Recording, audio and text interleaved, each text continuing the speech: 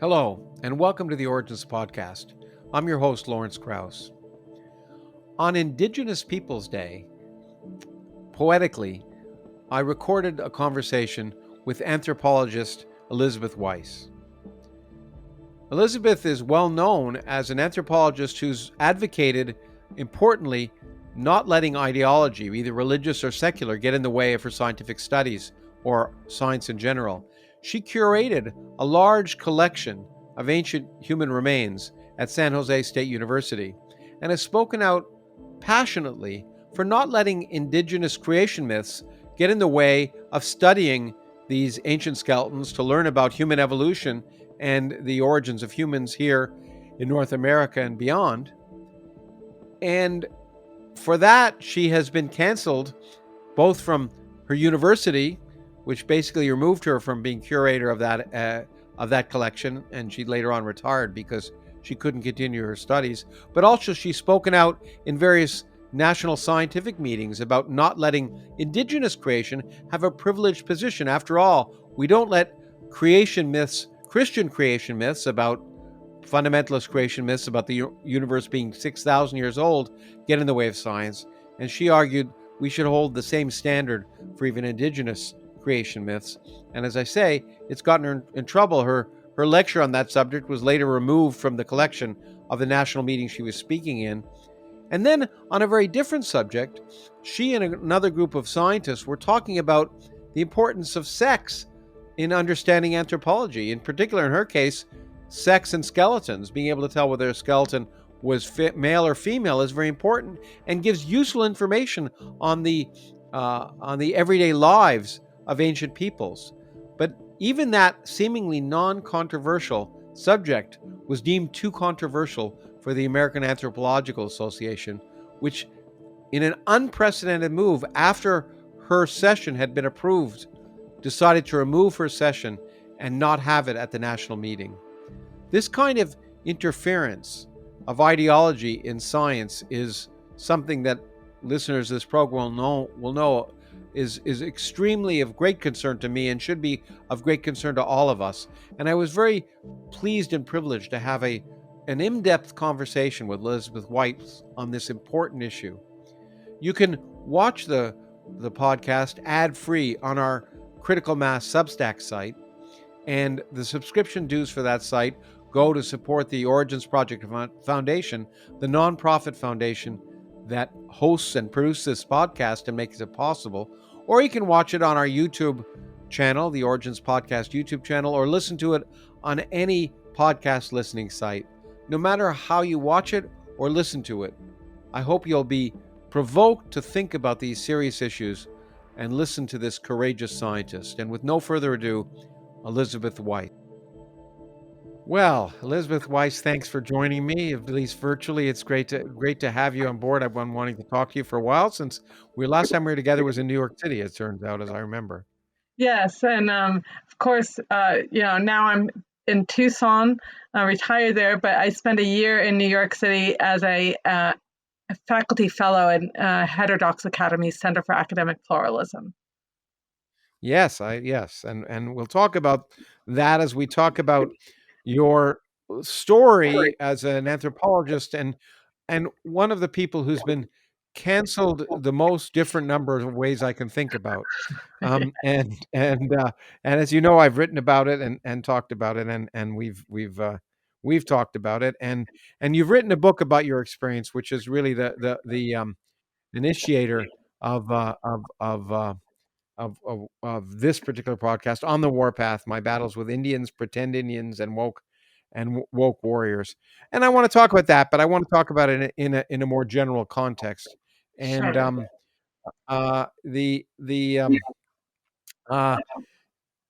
this is an origins podcast, and I don't know if you've seen my podcast, but I like to go into people's origins. I like to find out how you got to where you are now, and what where you got the point of writing this book.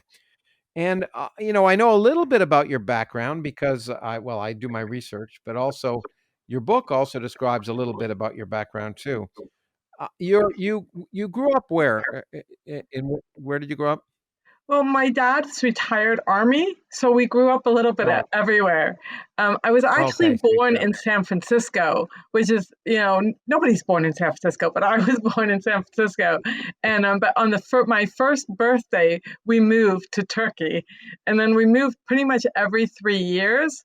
But Of when course. my dad retired in '89, which was when I was like 15, um, my parents moved back to California with us, right? So we all moved back to California, and Yeah. we returned to San Francisco. So I spent my high school years in San Francisco, or most of my high school years in San Francisco, and my first college years in Santa Cruz. So just 75 miles south of the coast. Yeah, well, I spent a term in Santa Cruz once. I would say it's sabbatical, but it was not quite that. It's a beautiful location. It is. Also, interestingly, one of the more woke places in the world, which I think is a precursor for what you again experienced there. But you did your BA in anthropology. But let's go back. I want to find out what. So your dad was in the army. Your mother was a housewife, or did Yeah, she she do? She was actually a doctor's or physician's assistant prior to having children, but she had always wanted to not work when having children, and also be able to, travel whenever my dad was stationed somewhere else. So basically, Yeah. she stayed home from working after my brother was born. I have two brothers and a sister, and so, one of the interesting things is that although she was at home, um, she and I had so many similar interests that are about anatomy, animal behavior, human evolution, and I think that that's really where my interests started. So now it's always hard to know the chicken and egg case, but um, did she encourage you, or did you just show an interest early on and she followed up on it? Can you remember even? I th- I honestly think that it was just similar interests. I I am very much like her, not only in our interests, but our patterns of behavior, the way we move, the way we talk. Um, I've had twin researchers who study twins say that they have seen twins who are not as alike as us, No. identical twins Yeah. who are Oh, not as alike as us. So I do think part that's of it is great. genetic. Um, So but she even encouraged you. Yes, she Mhm. did. And even as a child, as a young child, I already was, interested in putting together like the anatomical toys, had it really loved, um, you know, skeletal models and things like that, even as a very young child. Now, I when I read that in your book talking about putting together skeletal models, reminded me. I remember having a cherished uh, kit, which put together the human body. There was it was like a clear plastic, and you put together all the pieces. Yeah, I don't know if it's the same kit you had, but I remember I was so excited with that. Of course, in my case, it's because my mother wanted me to be a doctor, so I wanted to learn all of the anatomy to be a doctor. Did you ever think of being a doctor or anything like that, or no? I did think about becoming a pathologist, one who does Uh, autopsies, but yeah, I, you know, I just thought that it wouldn't really fulfill my curiosity. And I thought, hmm what doesn't a pathologist ask? And the questions they ask is basically, how did the person die? And so it's just yeah. like one question in a way. And of course, there are research pathologists and so forth, but my knowledge of the topic wasn't that far advanced, right? And so when Yeah. I got into um, college, I was thinking, should I go pre med and become a pathologist, or should I do something else that marries my love of anatomy with my curiosity about human evolution and about reconstructing the past? And so that's how I ended up in anthropology. Interesting. Now we talked about your mom, and clearly you resonated, and she encouraged you, and she had some experience as a physician assistant. Did your dad was he more distant? Did he play a role of encouraging you, or did he want you to do traditional directions or anything like that? Well, my parents both were very much uh, believers of you have to do what you love. And my dad, he's even though he's retired Army, he's very much into literature. And um, you know, he took, I think when I was 7, he took me to my first Tennessee Williams play. So and my sister's actually a literature professor. Well, she's now an associate dean, but so she kind of Uh-huh. went the direction of my dad's interests in that way, and I went in the Uh-huh. interest of my mom more. So there was literature. I was going to ask that question because books are obviously always been important to me. But reading, I think, is a vital part of childhood for people to get excited about the world. In addition, did you read much when you were younger, or was We that encouraged by read your father? we read all the time. Everyone in my family Yeah, reads a lot, and we'd have our weekly visits to the library, of course, and yeah. there wasn't a Christmas where we didn't get books as gifts. Still, Okay. Um, So and so I remember I was homeschooled for several years. Um, all, oh, all my siblings and I were homeschooled at some point, not always at the same time. And, you know, yeah. basically, whenever we were like, we don't really want to go to school, my parents were like, that's okay, you'll be homeschooled then. And Oh homes, wow. um, their idea of homeschooling was, you know, make sure that they do a little math, make sure that they do a little bit of writing, and read a lot. That was basically, Yeah. And so when Not I a went bad prescription. yeah, and when I went back to school, and I think this was like maybe junior high, um, they had reading programs, like Reading Rainbow programs, and I'd Yeah, read yeah, all sure. these materials, and um, book after book, and my teachers didn't believe that I was reading that Mhm. much. And so my mother had to write a letter to my teacher saying, yes, she is. So reading was a big part of our growing up, and still is a big part of our lives. No, that's great. Okay, but you always knew you wanted that sort of scientific direction. You never thought of doing literature or anything like that, No, although your sister did. I personally didn't. I love reading literature, and I love, Yeah, some yeah, of reading a wide variety of stuff. But I always had this mm, kind of interest in the sciences, and very much the, you know, kind of hands-on. I think one of the things I love about anthropology and archaeology is that it is kind of this very hands-on science where you're the materials are really there for you to hold, to touch, to see. And that's what appealed to me. My favorite chapter in Darwin's Origin of Species is the one where he talks about anatomy and morphology. Um, it's uh-huh. just so clear to me how this links to, you know, human evolution and evolution of other animals. So that's been always a draw for me for as long as I can remember. Hi. We're going to take a brief break from our conversation so I can talk about a product I've talked about before that I love, Brilliant. It's an online application that allows you to learn whole new areas in a way that's accessible and basically painless. I really enjoy the application, and I've used it to update my skills in Python programming, something that didn't really exist when I was in school. And what's great about it is it's not very daunting because you can learn every day in small little tidbits. So I have a number of applications, some language applications I do this with, and Brilliant is a wonderful way of having a regular snippet every day, building a kind of daily learning habit, and seeing how big a streak you can have. It records how many days in a row you've been studying, and it's a great way to prod yourself in a fun way to learn, and just little tidbits. not very daunting. There's new courses in mathematics and science, as well as programming and data analysis. I suggest you try it.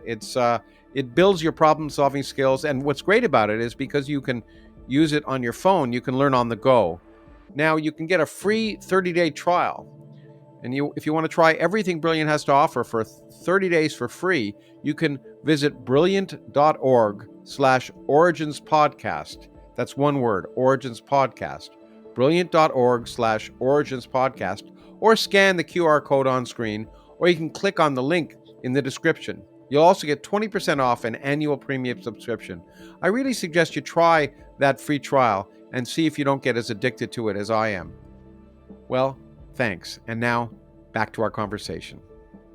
An aside, have you ever been to his house in England and seen Yes. Yeah, you can see where he had that interest. I mean, it's all over the Right. place. It's really Yes. amazing.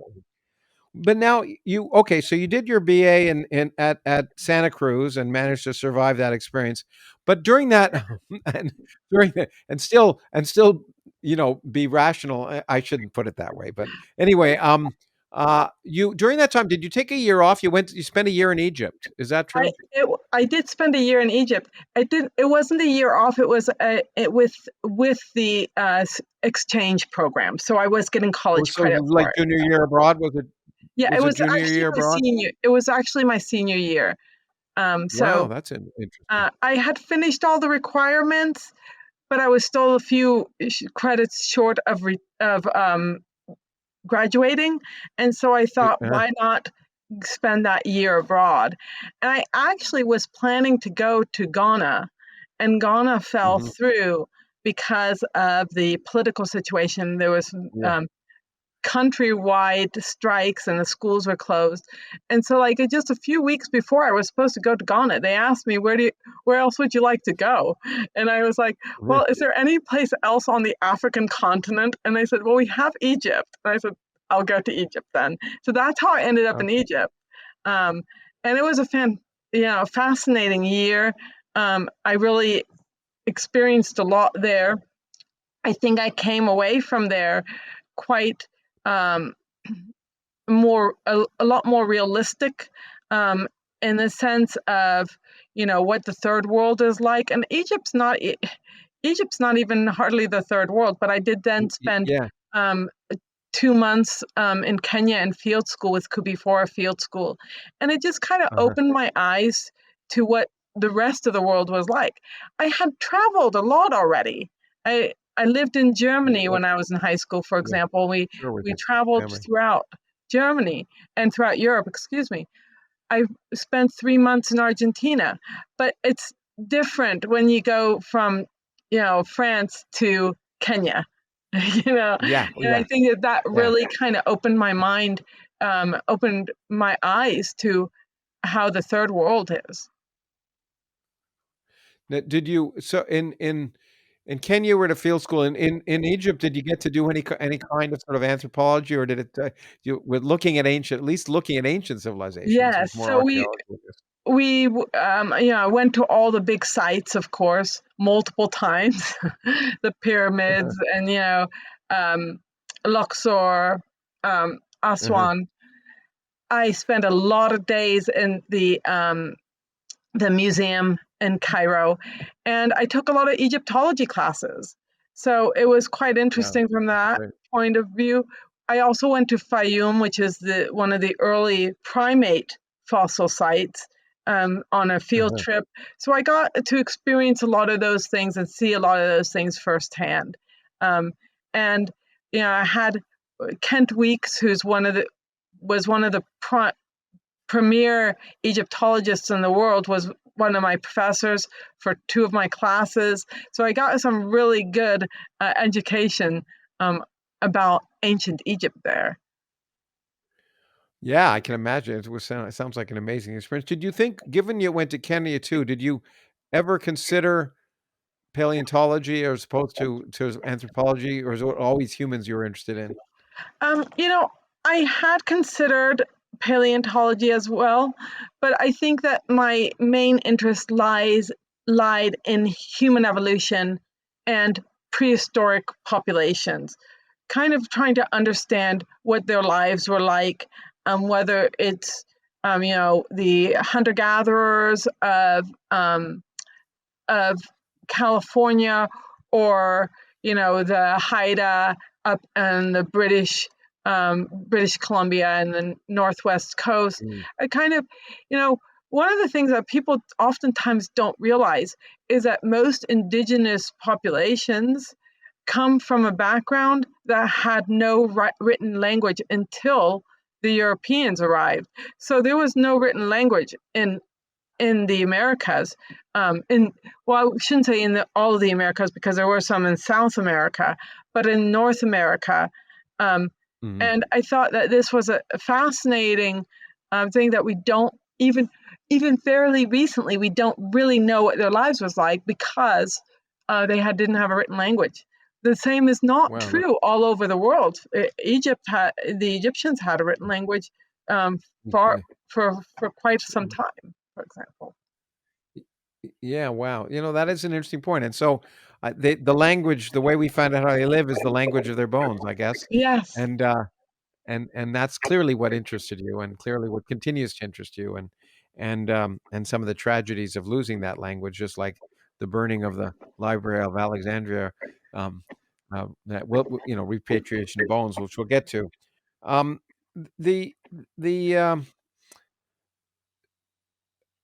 You what I was intrigued with next year, and maybe it's just the title. You did your PhD not in anthropology directly, but in what's environmental dynamics. What's that? So environmental dynamics was a program, and it's still active, right? Of anthropology and the geosciences, so Oh, geography and geology. And one of the reasons why I chose this program for a couple reasons. One of the reasons was that it was fully funded. You know, okay. but Yeah, the other reason is that's a good reason. because a lot of the things that I was looking at in my master's program had an environmental component, whether it is the foods available, or the how the environment affects the bones, in the sense of rules like Allen's rule and Bergman's rule that deal with proportions of bones in different climates. And so I was I was drawn to the possibility of kind of marrying the reconstructing of the past with also understanding how that fit into the environment. Um, so I I had 3 years That at sounds University of Arkansas doing my PhD, and the other aspect of it was that University of Arkansas was also home of what we call the standards, which are the standard protocols on how to analyze ancient remains. And so I thought this was interesting. a good place for me for that purpose. And because I could not have foreseen this, of course, but what happened with Kennewick Man, the Paleo Indian, dates Yeah. 8 to 9,000 years ago from Washington State. When they chose the government team to do the research on Kennewick Man before they allowed others to do it, Jeremy Rose, who was one of my professors, was on that team, and so I got access to the CT scans of Kennewick Man, and so it was kind of a happening place at the time. Wow, that's interesting. I wasn't aware of that. I have to say again, Kennewick Man was what first alerted me many years ago to the ridiculousness that was going on, and I think I could be wrong, but I think one of the earliest pieces I wrote for the New York Times a long time ago was about the craziness that was going on there, and it alerted me to this notion that somehow myths should take precedence over science, and we'll get to that. Obviously, it's an issue that you've been fighting the good fight for much of your life. And in fact, there's when I look at I want to go through the book in some ways, and there's some topics that go throughout, but sort of the three kind of, I guess, controversies, if you want to call it that, um, are sex and skeletons, the fact that sex actually exists, and it's important to know it in skeletons. Two, the conflict of religion and science, in particular indigenous religion, and Right. being taken seriously, and science. And three, I guess I kind of call it woke anthropology, this notion of colonization and the new notion that somehow, um, uh, it was important to perhaps consider women warriors or trans skeletons. So, um, you want to talk generally about those three things, and then we'll go into details.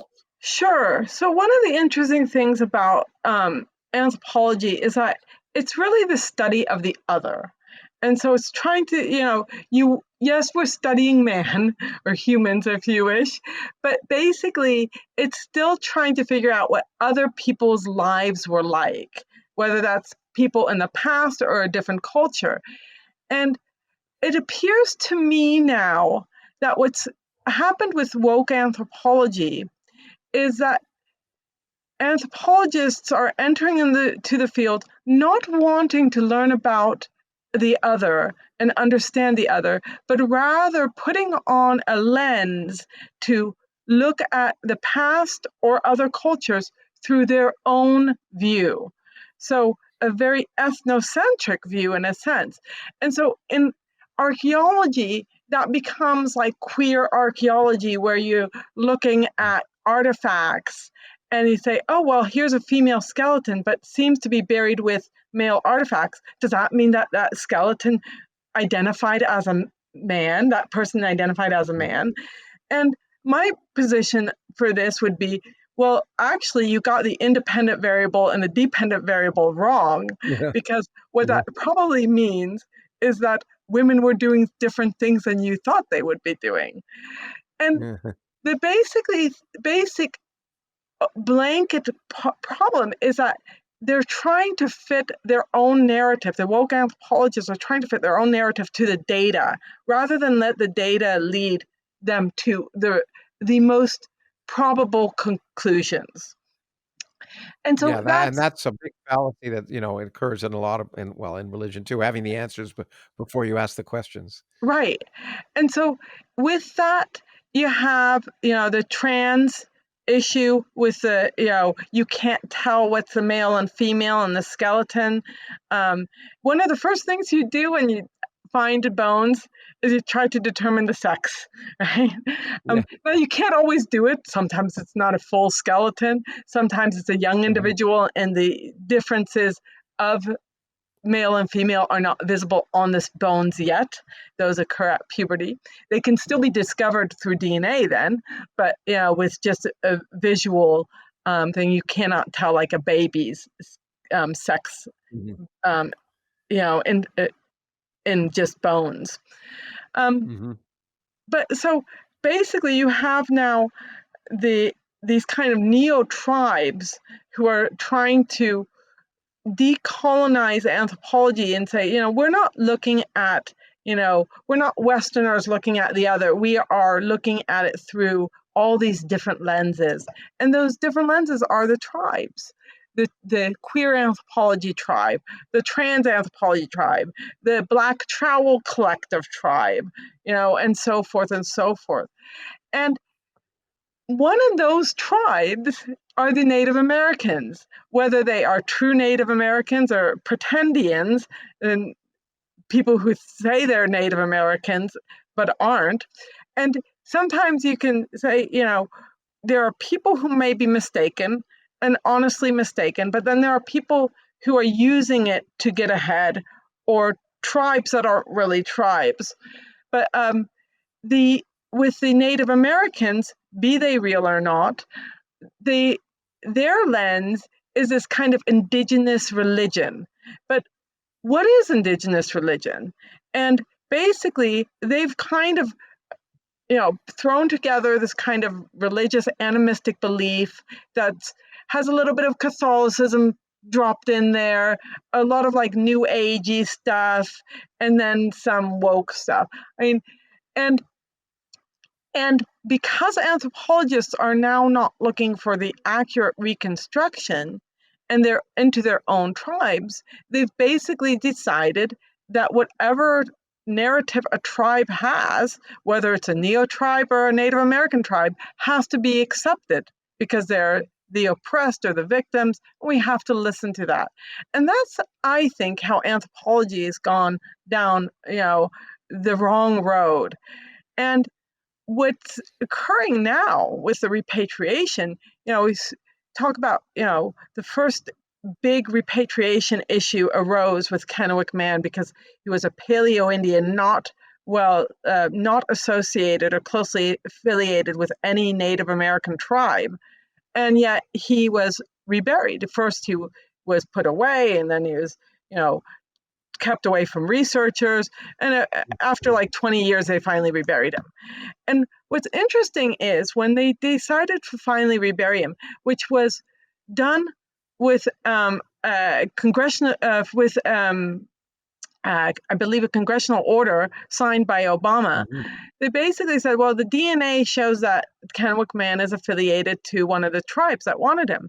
But if you look at the DNA, the actual article, and the government's independent review of that article, it says that Kennewick Man is most closely affiliated with South American Native Americans.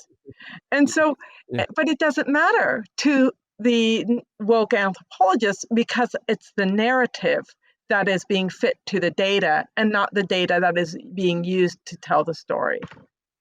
That's interesting. I mean, it's always hit me that when you go back 500 generations, um, I'm as re- I'm as related almost as to anyone else as anyone else is. I mean, that's what always breaks me up. I mean, people like ancestry.com, but when you go back so many generations, the just like I'm related to Neanderthals. I mean, it's Right. it's kind of amazing how.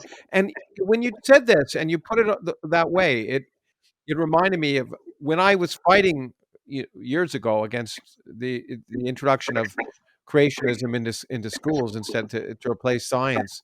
Um, and what I've always argued is that we should force our beliefs to conform to the evidence rather than forcing the evidence to conform to our beliefs.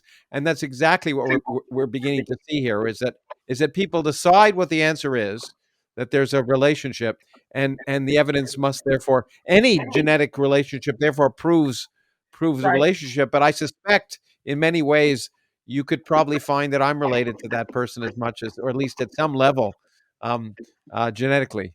Absolutely. And, it's interesting you mentioned, the Christian creationist debate and, trying to keep it out of the universities and out of the schools.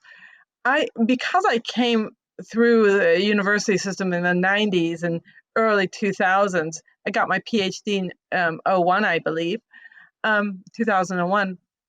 Um, I thought that anthropologists were kind of anti-religion. Yeah, And yeah. I thought, but they're fighting the good fight to keep Christian creationism out of our Mhm. schools. And I didn't realize until later that they were being very choosy and that the only religion that they were really speaking out against, and even now, is Christian creationists. Um, and I'm a kind of a free speech, free religion person. I don't care what people believe. And I'm not religious at all, but I do know that Mhm. some people are very religious and they still hold, lots of reasonable scientific beliefs. I don't know how they do it, but that's, Yeah. but regardless of one's, personal beliefs, if you're looking at science, your scientific conclusions must be drawn by the data. And so when I started to see that that the acceptance of indigenous religions was being treated so very differently than Christian creationists, I used this comparison. And that was one of my first cancellations at the Mhm. Society for American Archaeology. I basically had a talk that said, we shouldn't be letting any creation myths make determinations on our science. And I got canceled for that talk.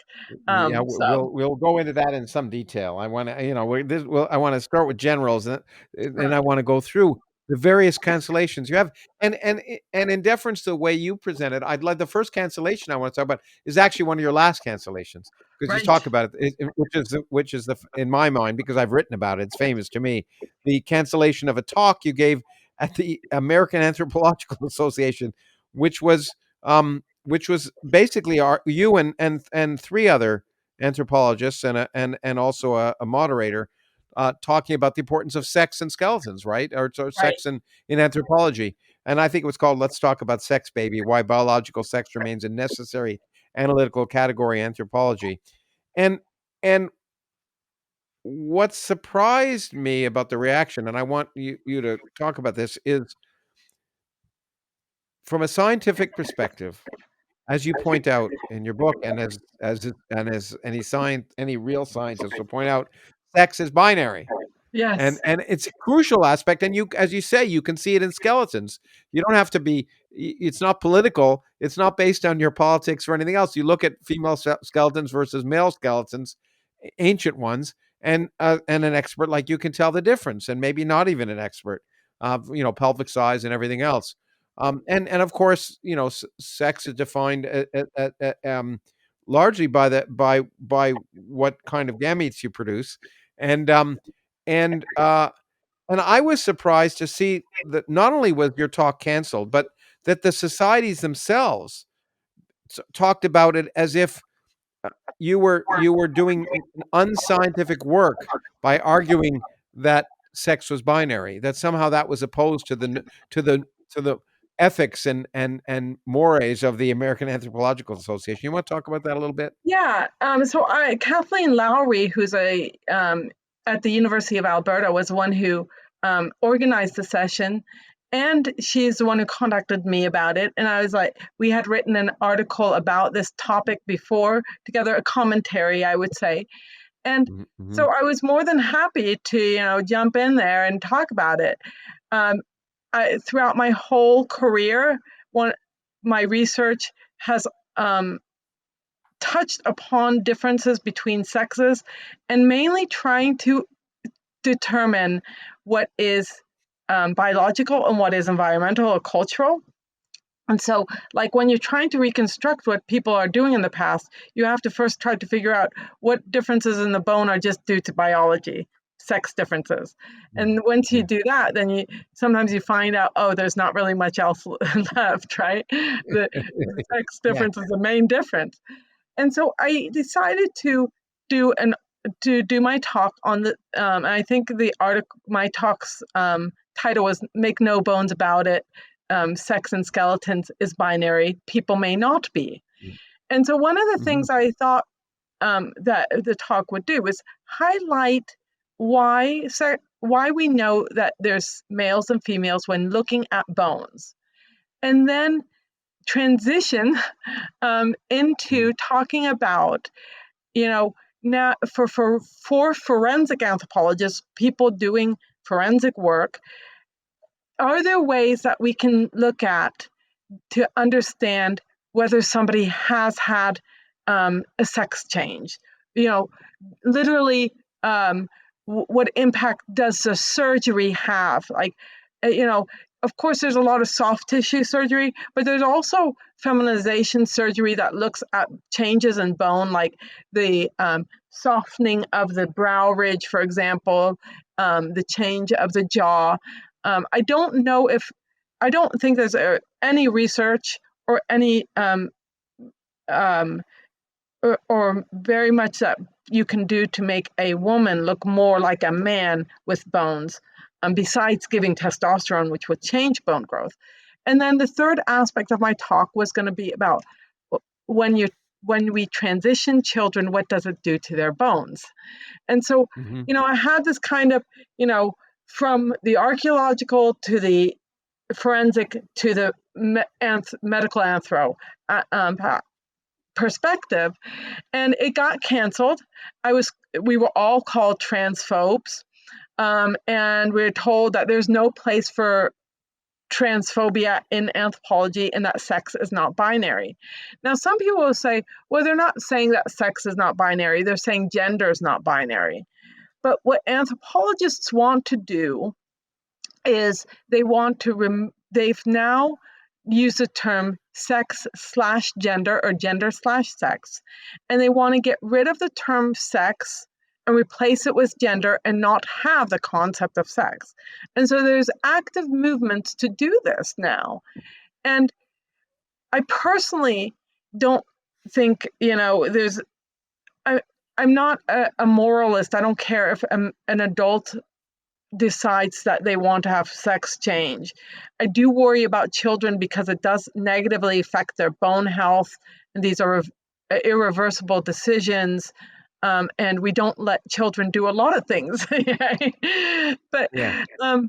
but if we have a skeleton that is, was a homicide victim, and we can tell if that's a male or female, that will help that person be identified. If we could tell whether that person had also undergone sex change surgery, it would help even more.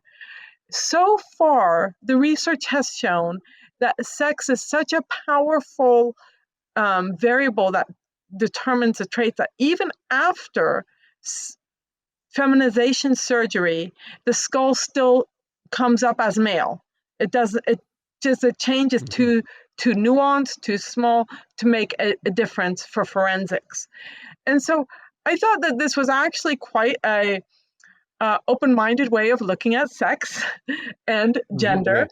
And I kind of, thought this isn't this is not that controversial, but it was completely canceled. The whole panel was canceled, and it shocked me that we had gone down the road this far, that sex is now kind of a taboo topic. The other aspect that they tried to say, well, I used the term sex determination as opposed to sex estimation.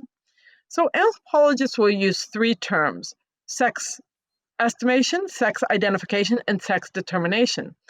And I think for many people, the term estimate sounds like a probability. And of course, it's a probability, but we're still dealing with you come on the side of male or female. So I said, well, if that was really the case, if they were really upset about my use of the term identification or determination, I would have changed it. That was not, it was not crucial, and they knew that. So, I think that was just kind of their reason to try to make them look like, oh, no, we weren't targeting anybody, or we weren't being woke, we were being scientific. But the other thing is, when you look at a skeleton, you're going to look at the traits to determine sex, and those traits are basically from the head to the toe, right? It's like throughout the whole skeleton. It's not just the pelvis; it's the whole skeleton, and therefore, depending on how much of the skeleton you have, how well preserved it is, what age at what age the individual died, then we might not be as sure as other times about what sex the person was. And so most anthropologists will give a sex on a scale of female, probable female, unknown, probable male, male. And now the woke anthropologists have saying, this is not a binary. But that's not because sex is not binary. It's just because we're not 100% perfect in identifying male and female just from the bones. So it's like acknowledging a central fact about science, which is uncertainty, and I mean, that's the great thing about science, is we're willing to acknowledge our level of uncertainty, and that's what makes it. Uncertainty is a powerful positive, not a negative. Right. And so I'm just shocked that they're kind of misusing that to try to shoehorn in this ideology of sex not being binary. The other thing that they try to do is bring in disorders of sexual development. Say, oh, that goes to show that sex is not binary. But these are pathologies that almost always result in infertility or sterility. This cannot be considered as just, a variant. It's a disease or a congenital pathology, and it really doesn't have to do with whether you're male or female. It's oftentimes chromosomal abnormality. So I think that's another thing. You gave a good example, which is that there's some people who are born with more than 5 fingers, but we don't say humans don't have five fingers on a hand. We don't, yeah, and I think it's a great analogy. There are variants, but the variants, but human, and it's all. I've heard it even more basic. I mean, we have two legs and two arms, and some people are born without that, but Right. that doesn't mean humans don't have two legs and two arms. Exactly. And the final aspect of this is I think that there's this kind of really sexist um, um, theme going around where it's like if a woman doesn't have the absolute ideal pelvis for uh, childbirth, then she's somehow not really a 100% of a woman. And Mhm. we've known since before Darwin's period that nature doesn't work in ideals. And so a Yeah. woman with not the perfect pelvis is not any less of a woman. And it's quite insulting to suggest that if maybe if somebody needed a cesarean section because they had a big baby, they're not Yeah. really a woman. And Yeah. that's a level of absurdity that I just think is quite insulting to women. Well, exactly, and there's so many shocking things about this. This was, I think, first of all, I mean, the first shocking thing is the title of your talk made it quite clear: sex is binary, people aren't. So gender may be fluid, and Yeah, I think it's something we both agree on. Yeah, but biological sex is different than gender, and you were right. willing to say that in the talk, and that was why I was surprised that even in the title of the talk that it was taken that way. But this was all. It's also reflects some other problems, and we'll talk about problems of universities, but this is more problems of institutions. That this was the first cancellation in the American Anthropological Association in its 122-year history, and I am correct in that this proposal was sent for a panel or a series of talks, and the organization vets it and decides, okay, it's okay to do it. So it wasn't as if it wasn't vetted, but it was canceled after it was vetted. Am I correct? That is correct. It was vetted. It was actually vetted twice because we sent it in for like they have these like presidential sessions that are very select. So when Yes. it was vetted for that, and it got rejected for that, but not it wasn't like we're rejecting you because of ideological. It's just that is Yeah. like the very elite group, like Yeah. out of 100 maybe one gets selected. So so we were encouraged after that. Um, in the in the response they said that we should just submit it as a regular one, and which we did. It was when you submit it, you submit the title, of course, who's in it, the abstract of the panel, and all the abstracts of the speakers. And so in a Yeah. sense, it was vetted, everything seemed fine, and until it wasn't, right? And it's hard to say who who raised the first problems, but the first problems were raised after the program was already published, was out. So people were starting to see that the program was out. Um, but I Okay, also, so that's when the first problems happened, after yeah, it was sort of became public. right, right.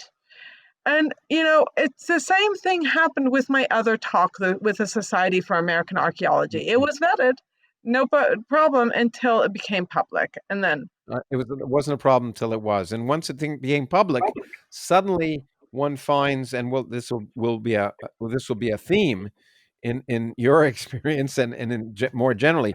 But once it becomes public, then one finds that suddenly people had no problems with things before, suddenly have problems. In fact, at the end of that particular chapter, before and it's relevant because we're going to move on to what happened to you in your university career. But you started, and it really resonated because I've seen it over and over and over again. You say the fact remains: the university was happy to support me when they benefited from it, but they threw me under the bus when the tide turned. Their support evaporated. And I think this, because I've seen this happen over and over again. The spinelessness of institutions, leaders, academic leaders who have no problems until they somehow think there's going to be a public problem, and then they move to virtue signaling instead of rationality and logic. And I want to go through your own experience. of that. And the first thing you talk about is the climate of universities, and interestingly, not the climate so much the climate necessarily among faculty, but what many of us have seen is the climate of treating students as children Right. in academia, of suddenly deciding that um, they cannot accept anything that somehow might offend them is somehow going to be so traumatic that that they shouldn't have to deal with it. And and one of the first examples you gave, which I thought was amusing, because I remember, I've as a professor for many years, I got my own series of excuses for why people couldn't attend the final class or couldn't do an exam or anything else. And you point out that one of the examples you got all the time was that people's grandmothers died, and an associate dean um, wrote in an email that students never lie about death, and Yes. and I was and I and I was going to say something bad about associate deans, but I'm not going to do anymore because your sister is an associate dean, right? It's Yeah, okay. I probably You shouldn't. can, um, but it's yeah. Um, from knowing from my sister, having an inside track from my sister, a lot of the university administrators actually know full well that this stuff is occurring, that the lies about grandmas dying, Yeah, and about the problems of the PC and the woke culture. Um, and some of them are even against it, but they're too protective of their jobs. Um, Basically, is that they're careerists in a sense often, and so they don't yeah. want to stick out their neck. But it's yeah, that I mean, Michael Shermer does a great had a great article or piece on you know the increase in maternal in grandmother deaths um, at around final times, and if you better hope that your grandson or granddaughter is an A student, otherwise you might die around final time. And this, you know, instead of you know the associate dean acknowledging this, chuckling along with it, saying, how can we resolve these issues? He basically admonished professors for requiring or requesting any information that um, of the death. I had one student who went so far as to create a fake obituary for his cousin. And like I was like, this doesn't look real because I had still the sample from the computer program. And he had listed a church where the funeral occurred. I called that church up and they're like, we don't do funerals. And And they I think made your point there, if he does spend as much energy on that, on actually doing the chorus as getting out of doing the chorus. yeah, and I confronted him with that and I told him that. And the thing is, after that semester, he didn't pass the class because of that. And he wasn't doing well anyway, but he retook my class. He reached out to me and he said, you know, is it okay if I retake your class? Yeah. And I said, of course. I said, every semester is a new semester, you know. And he did decent because he just put a little bit of effort into it. And I think that it is our job as professors to call students out on this and not to shy away from it. And sometimes when you say, I'd like to see some proof of this, the student will provide it. And maybe they'll think, oh, wow, she's a bitch for asking about it. But Sure. it is our job. And if if you're in the work world, you have to provide evidence of these things. So I don't see why, we have to basically treat the students like children as opposed to young adults, which is what they are. And of course, they're young adults who are sometimes going to not reach, adult behavior, but we have to expect it of them or they won't for sure. And I think there's that. I mean, requiring a certain level of behavior helps people attain that behavior, maybe, but more than that, I think it by being effectively afraid of hurting students' feelings. students, in the normal language, people are talking about, oh, all the power resides in professor student relationships or university, that the power resides in the professors. But one is seeing increasingly in universities that actually the power tends to now reside in students, that if students are offended, it's taken so seriously that that it has an impact, and faculty are afraid, literally many faculty members I know are literally afraid of saying something wrong for fear of offending students, which gives Yes. sort of a level of power, and it also treats them as at the same time it treats them as children. And it stifles, you know, it stifles discussion, and it actually punishes those academics who have the least protection most. So the lecturers who, if Yes. they don't have tenure, they'll just, their contract will not be renewed. And so in some ways, this inverse power relationship is doing the most harm to those that the academic unions claim to care most about, the lecturers. And I mean, Mm. San Jose State, the anthropology department, for example, has like 5 professors, tenure track or tenured Mhm. professors, and maybe 20 lecturers. And so those are the people who can more easily be let go if they uh, accidentally or say something that offends somebody. And this this is greatly affecting the university's ability to give correct information, but and also having us have a next generation that just can't deal with being disagreed with. Yeah, absolutely. I've said it many times this program, but I've said it. Yeah, I've seen it on coffee cups now. But yeah, you say the purpose of science, but I more generally the purpose of education is to make us uncomfortable. Because if Yes. it isn't, we're not going outside our region, and our outside our comfort zone, and that's what learning is. Learning is going outside our comfort zone, and whether it's learning mathematics or a new language or anything else, it's not easy sometimes, and you've got to push yourself. I was surprised your provost, two examples you gave of your provost. First, this is an example that if people outside of universities may not even appreciate sometimes how absolutely ridiculous this is.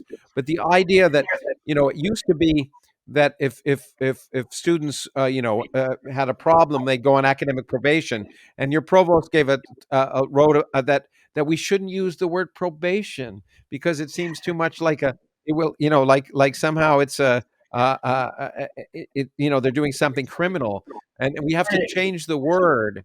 And then more importantly, what really, and this is what we see this over and over again, you give an example of the provost. Let me read this. I couldn't believe it when I read it in your book. The provost wrote, "My concern comes to how concepts such as academic rigor can reinforce equity gaps, as many students need to learn not only the core concepts, but the hidden curriculum and culture of higher education." So somehow rigor becomes the enemy. Yes. And actually, one of the things that people don't often know about universities is that every year they go through, or every semester, they go through the course listings and they look for what they call the DFW rates, the D grade, the F failing grade, and the withdrawal grade or dropping out grade, and contact professors who have high DFW rates to try to get them to change their curriculum. And I know this because I was one of those professors that they contacted. I had high DFW rates, especially for my introduction class. And I taught a big 120 student class in part because if you taught a big class, it counted as two. And the San Jose State University, it's a 4-4 load. So a professor teaches 4 classes unless they get Yeah. release time. And as a physical anthropologist, as the only physical anthropologist at my university, I was teaching, if I did not have a course like that, I would have been teaching 4 different classes, which is quite a lot of work. And I can imagine. and so I would get release time for various things, apply for it.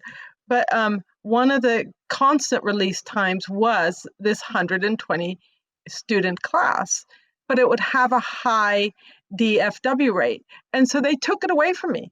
They basically said, we're not doing 120 students in the class anymore, you know. And so I ended up having to teach that class twice in a semester as opposed to once.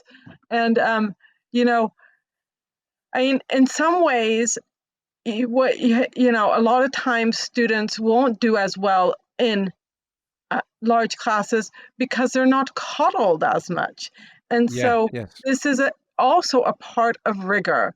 But rigor is, I would have questions that were basically like, did you do the reading type questions? Anybody who just even glanced at the reading should answer it. And they couldn't because they weren't reading it. And this is also the rigor that they want to get away with. I've been in classes, for example, cultural anthropology classes, where one of the professors who was a lecturer, she was told that she had to lower her DFW rate and she had to improve her student evaluations. And basically, what she ended up doing was a lot of group work because, of course, that tends to make students work less. But she would Yes. put it like half an hour aside in class for students to read. So Wow. basically, stop lecture, stop work, and like, now is your 30 minutes of class time to do the reading that you should have done last night. That This reminds me is of your level. elementary school. Yes. And this is a rigor that they're trying to get away from rigor. And then anytime you say, well, um, the students aren't coming in prepared or they're not doing the work, then you get this kind of like, don't say that they're not coming in prepared. Don't say that they are not doing the work. It's just cultural, which is even more insulting in one way. Yeah, But it is. I mean, It is. it's I It's I patronizing. think that basically what you have is you have university. When I first got to San Jose State University, the acceptance rate was something like 30%. Now it's something like 70%. That's, they're letting in more students who are not as qualified, and um, and rigor is what is going to the wayside because of it. Yes, and universities don't, as you say, don't like to see poor grades. Interestingly enough, where I first taught, which was Yale University, it was even worse. I got called to task by, I hate to say it, an associate dean, but of a college dean.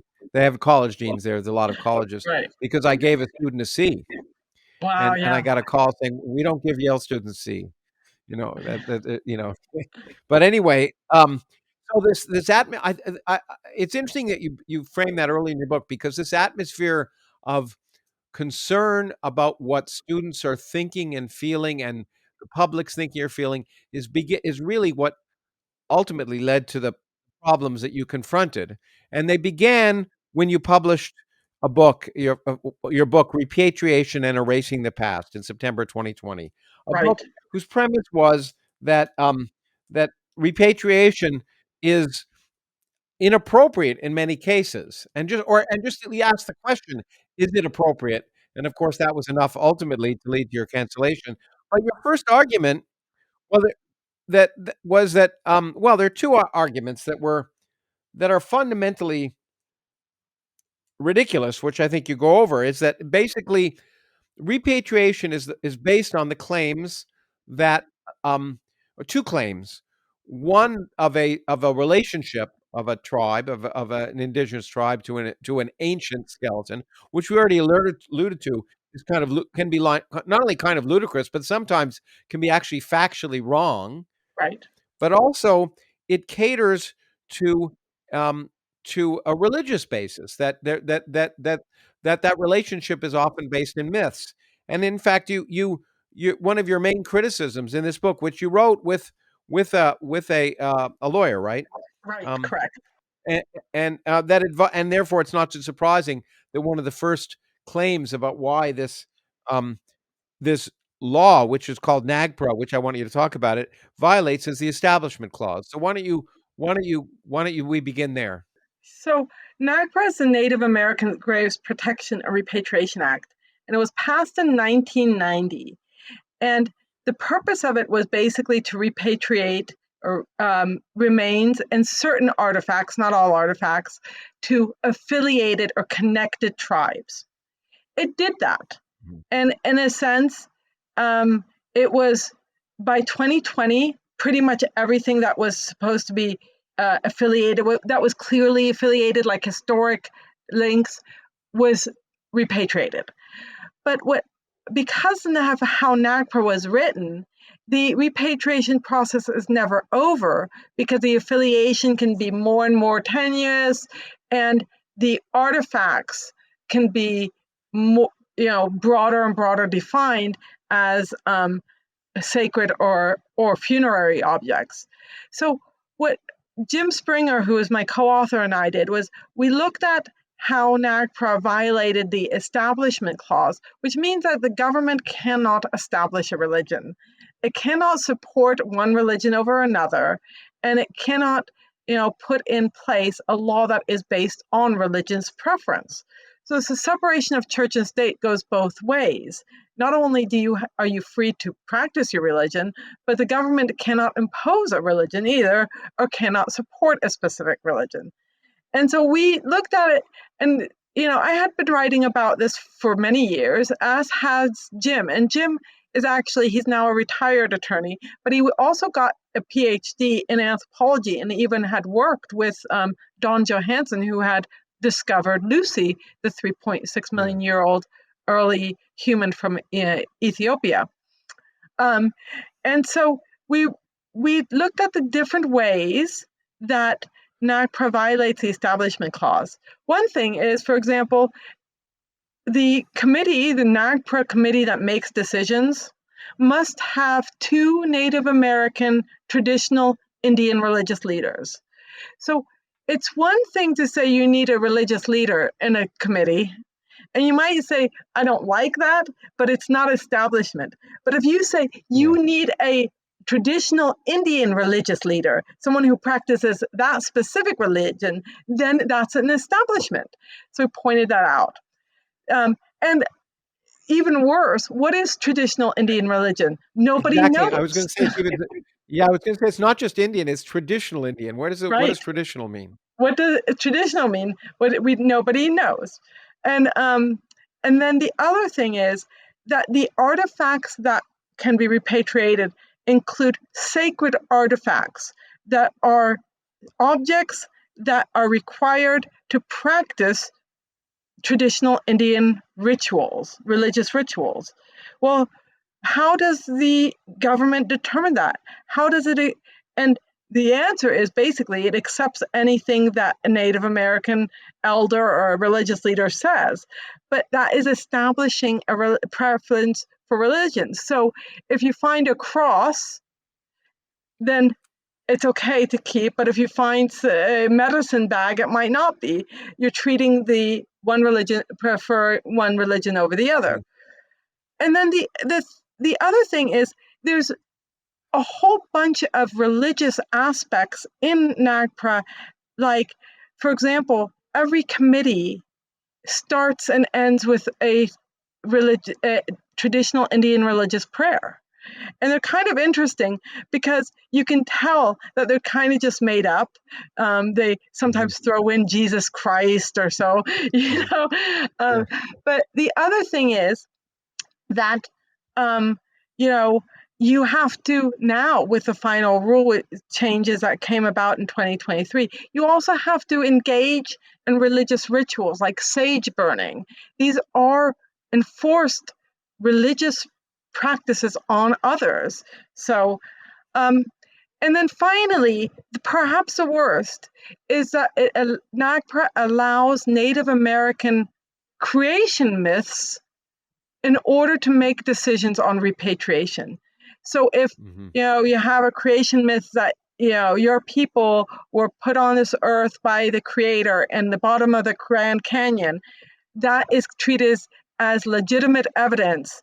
And in California now, if there's any disagreement between the scientific evidence and the Native American narrative that's being given, the Native American narrative is given preference or deference That's to the it. Cal Nagpra. That's the That's Cal Nag. CalNAGPRA. So They these specifically say that, right? they Just let me interrupt. They specifically say that. specifically so that whenever the science says one thing and myth says another, myth wins, Exactly. and And so that is this is the that's okay. problem. And so Mm. we Jim and I wrote this book. It came out in 2020, September 19. It's September 2019. So really, right around the end of 2019. Um, I think the first reviews started coming out in December 2019 or so. If I'm not Yeah, wrong. Um, yeah. and Your book came out September of 2020, okay, and then the 2020. shit So began to hit the. Forgive I me the I'm one word, year but off. began to hit the fan. Yeah, well, it's okay. Began to hit the fan. Well, I read your book recently, so I know. Anyway, Yeah, and it began to hit the fan in December. December. But Yeah, before we right get to before Christmas. before we yeah, so you were fine. The book came out in September, and you got positive feedback, and even your share kind of thought it was okay. And then the public feedback began to be in December. But before we get to the public feedback, you give an analogy about this idea that somehow um, claims of ancestry are more important than the science. And I like it. You say basically it's like uh, um, they buried. It saddens me. The Spirit Cave mummy, who's in Nevada, the oldest human mummy with a date of 10,600 years. They buried that because of a suspected oral history making a connection. It's like demanding to be given the remains of Otzi, which I've seen the 5,600-year-old Iceman found in the Alps, simply because you too have European ancestors. It's Right. just it's laughable. But it's also so sad because a 10,600-year-old mummy is lost to science. So you have lost to knowledge because of catering to oral myth. And I think your point that you make, and I want to stress this before we go on to how you were then crucified for this, is that anthropologists do more honor to the memory of these deceased beings than the oral history because you really find out what happened to them. You make Yeah. their lives real. You talk about so maybe you can go into that a little bit. Yeah, actually, one of the things that I've enjoyed doing throughout my career is basically looking at what I would call interesting individuals in the collections. I curated the largest collection west of the Mississippi, a single site collection west of the Mississippi for years before the cancellations occurred. And I would go in there and find, look at this different remains, take care of the collection. And it was fascinating to me to be able to go and say, okay, well, this person had, for example, a injury that if they had not been taken care of, they would have died. And how this shows that somebody was helping them live. Or, one of the individuals I remember looking at had very severe jawbone arthritis, much more severe than anybody else in this sample. And he was also buried with thousands and thousands of beads. And does this tell us a story about and he had interesting wear patterns on his teeth that suggest he used his mouth to maybe make the rope to make jewelry.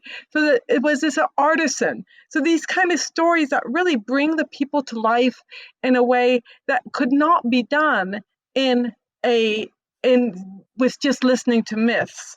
I tell the story about some mummies from the north, from off the coast of Alaska, where the older woman, she had basically had severe um, inflammation of the aorta, and she overcomes that. She got trichinosis probably from eating raw, undercooked polar bear meat.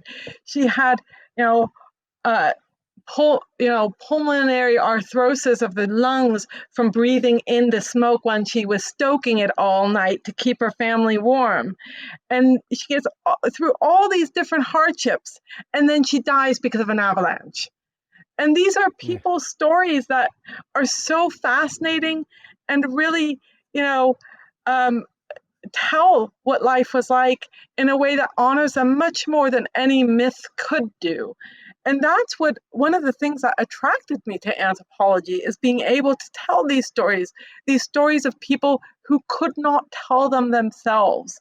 And it's just such a shame when those stories get lost by this kind of religious fanaticism of burying bones. Um, Oh, and that's so, beautifully put. And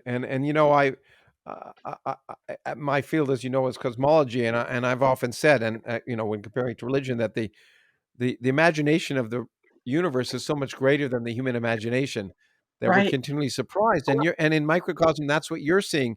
Instead of some myth about some either some supernatural being or some idyllic life that wasn't real. You tell the amazing story of this woman, which is far more interesting and imaginative than you could come up with in myth. And it's yeah, a sad thing, but to lose that, because science tells us that nature is more interesting than we might imagine it to be, and sometimes than we'd like it to be. right. And that was one of the reasons why we wrote Repatriation and Erasing the Past, is to basically bring this out again, making people aware. And it's interesting that when NAGPRA was passed in 1990, there were some people who were concerned, but others were like, no, no, no, this is a compromise. It will work. We'll still have lots to study. And the compromise has failed, because we basically have no way to rein in the religious tales that are being used to claim skeletal remains and to rebury the past. And in 1996, I believe, and this was, Kennewick Man time, when with his discovery, the New York Times had a front page article, creationists are trying to thwart archaeological research, and compared repatriation to burning books, and they were talking about Native American creationists. There's no way I could get anything even remotely like that in the New York Times today. And so this is again this kind of show how, PC-ness evolved into wokeness and has just gone far more extreme than we ever might have imagined. That's fascinating. You really hit home. I don't know if that was my article, but that was the rest of the piece I wrote in the New York Times in the 1990s, that we're fighting creationism, and we should fight it everywhere. But you're right. It's now that could be said then, and it can't be said now, and that's really kind of remarkable. And it can't be said, and in fact, it can't be said so strongly and I want to get to it. Your book came out in September of 2020. By December, the Twitter world began to respond, and you were called racists, Right. and the worst name one can be called. And what what what began to happen, it seems, as far as I can see, is virtue signaling. You're not yet cancellation, virtue signaling. Your Yes. dean and your chair and dean, who'd been supportive before, began to say, "Well, we don't like this," and even your publisher apologized. Is that not the case? That is true. They wanted to pull the book. Jim had basically told them, "If you do, we will sue you."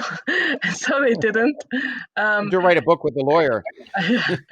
and and pretty soon, an open letter had circulated with about 1,000 signatures, most of them from you know graduate students and professors from around the world, calling for the depublication of the book.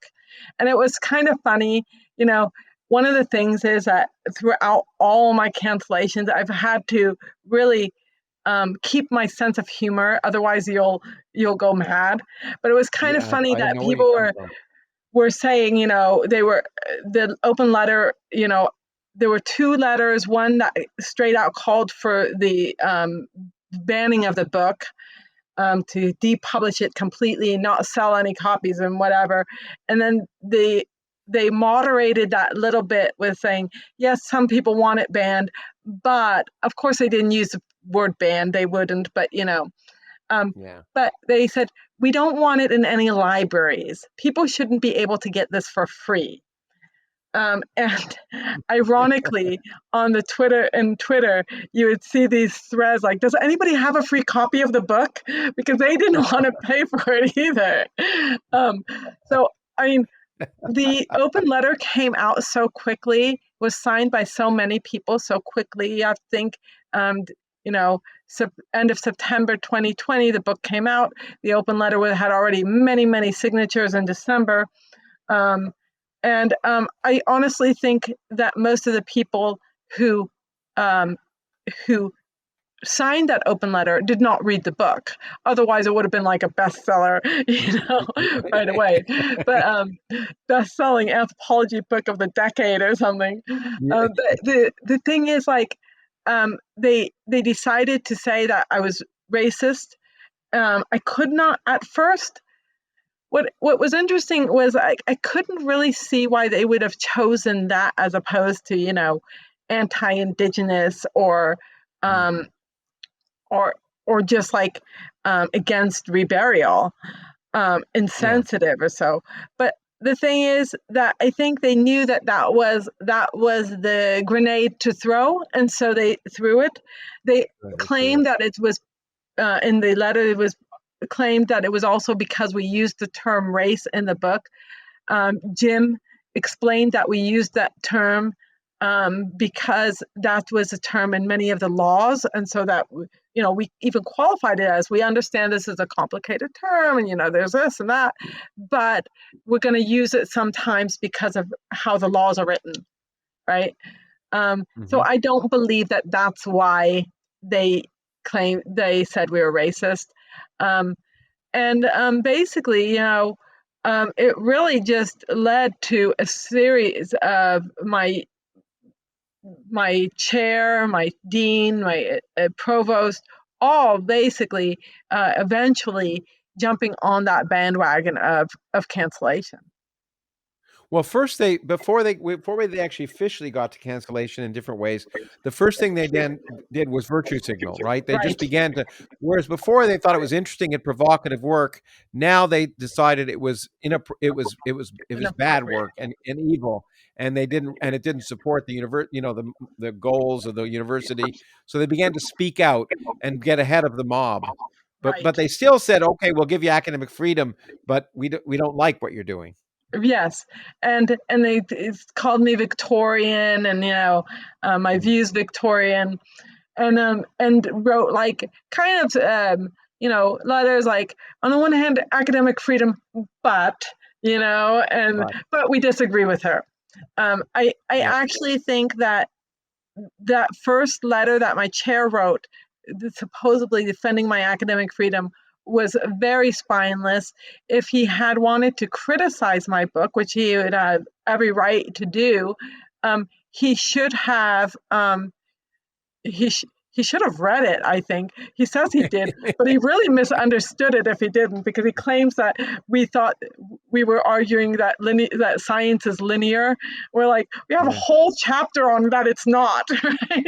Yeah. Um, but um, but the other thing is that he shouldn't have had it in um, the same position as his letter of support. So if you wanted to Yeah. do a book review, that fine.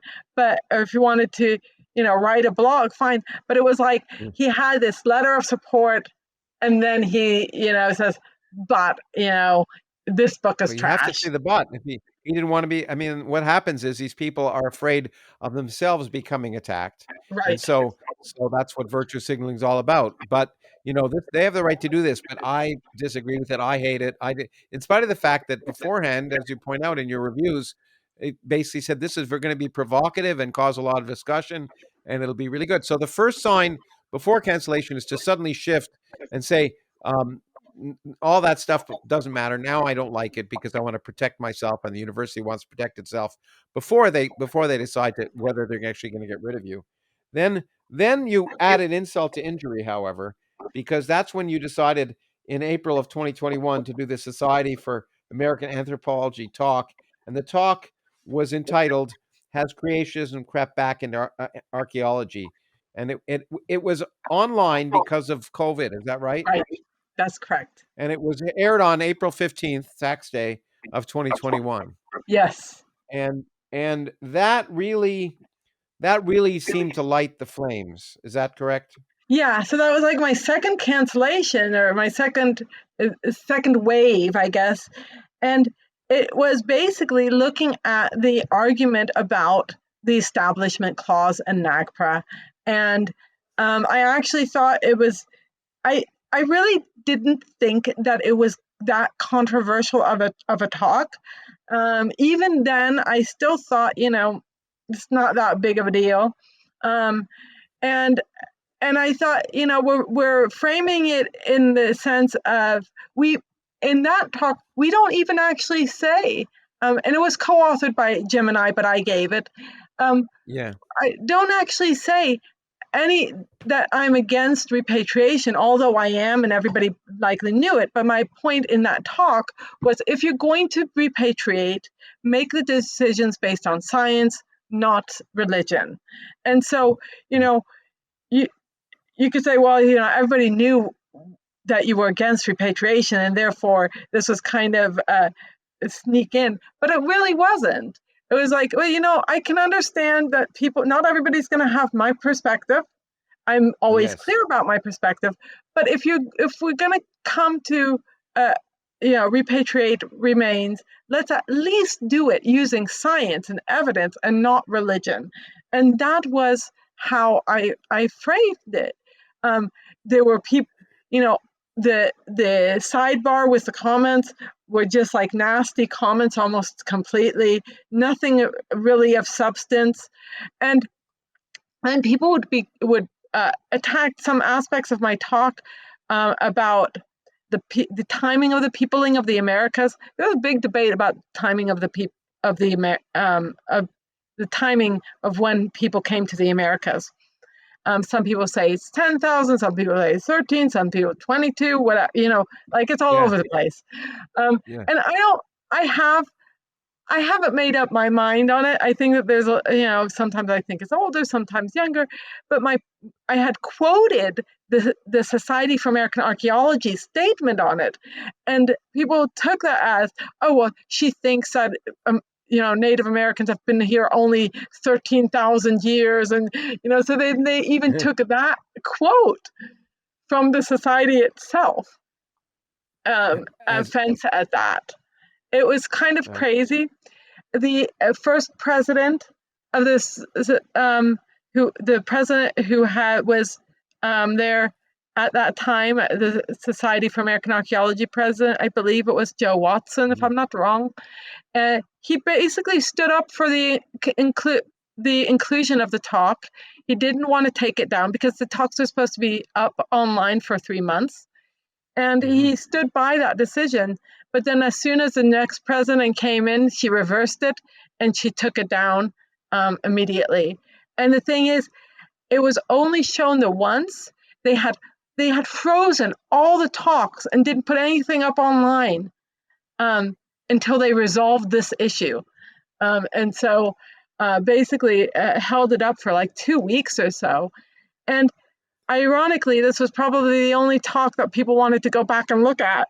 So I did post it on my website, but it was, unbelievable. And following that, they basically put together a committee to make sure that people like me don't get back onto the program. And have I was new surprised at rules. how all the rules that got set up following the cancel. It wasn't bad enough that they just basically took your talk down, but they tried to ensure, and we'll talk about that it wouldn't happen again. But before we do that, there was one thing here that I want you to comment on, just an example of the kind of thing that you were talking about, and it's, it was new for me to learn. It was the Canyon de Chelly. I don't know if I'm pronouncing it Mhm, right. mhm. As an Yeah. example, you want to just give that example as sort of demonstrates the lunacy of this whole thing. Is that the is The that the Navajo, when it the was the Navajo sued to repatriate 303 sets of human remains, and claiming that the National Park Service didn't have lawful possession of them, right. and that what the appeals court accepting their myths. Yeah, so I think that this is a myth with the trickster coyote and the steamboat going down. Yeah, And so you have there the Navajo's argument is that they've been there at that land forever, and they know this because this trickster coyote and this uh, I think it was a hare, were going down the river and naming different parts of the area in a steamboat. And this was accepted as evidence. This is yeah, the exactly. type, this is the level of absurdity. I mean, not only were there not steamboats in this prehistoric time, but as far as I know, there are still no talking coyotes who can drive steamboats. You know? As far as I know. Yeah, no, that idea that that kind of myth can be the way to decide that someone that tribes have been there since, as they like to say, since the dawn of time or time immemorial. I hear it here all the time, and I often want to speak up because no one's been here since time immemorial. I'm a Right. cosmologist, and I know about time immemorial. And, and but anyway, but then what surprised me was not just that they canceled it, but how vociferously um, um, that they said that after careful review, this talk does not align with SAA's values.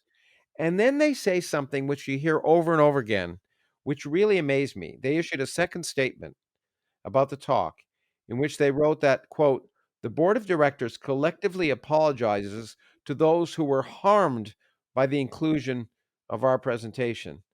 So it's this notion of harm. Can you explain to me how people could be harmed by hearing something they may not like or disagree with? Is a notion now that's so prevalent that Yeah. somehow language is a form of violence. Do you want to talk about that at all a little bit? Yeah, Because it offends me.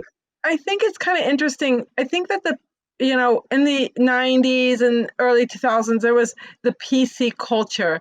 And I think that the Mhm. concern with PC culture was quite a lot of, we don't want to be offensive.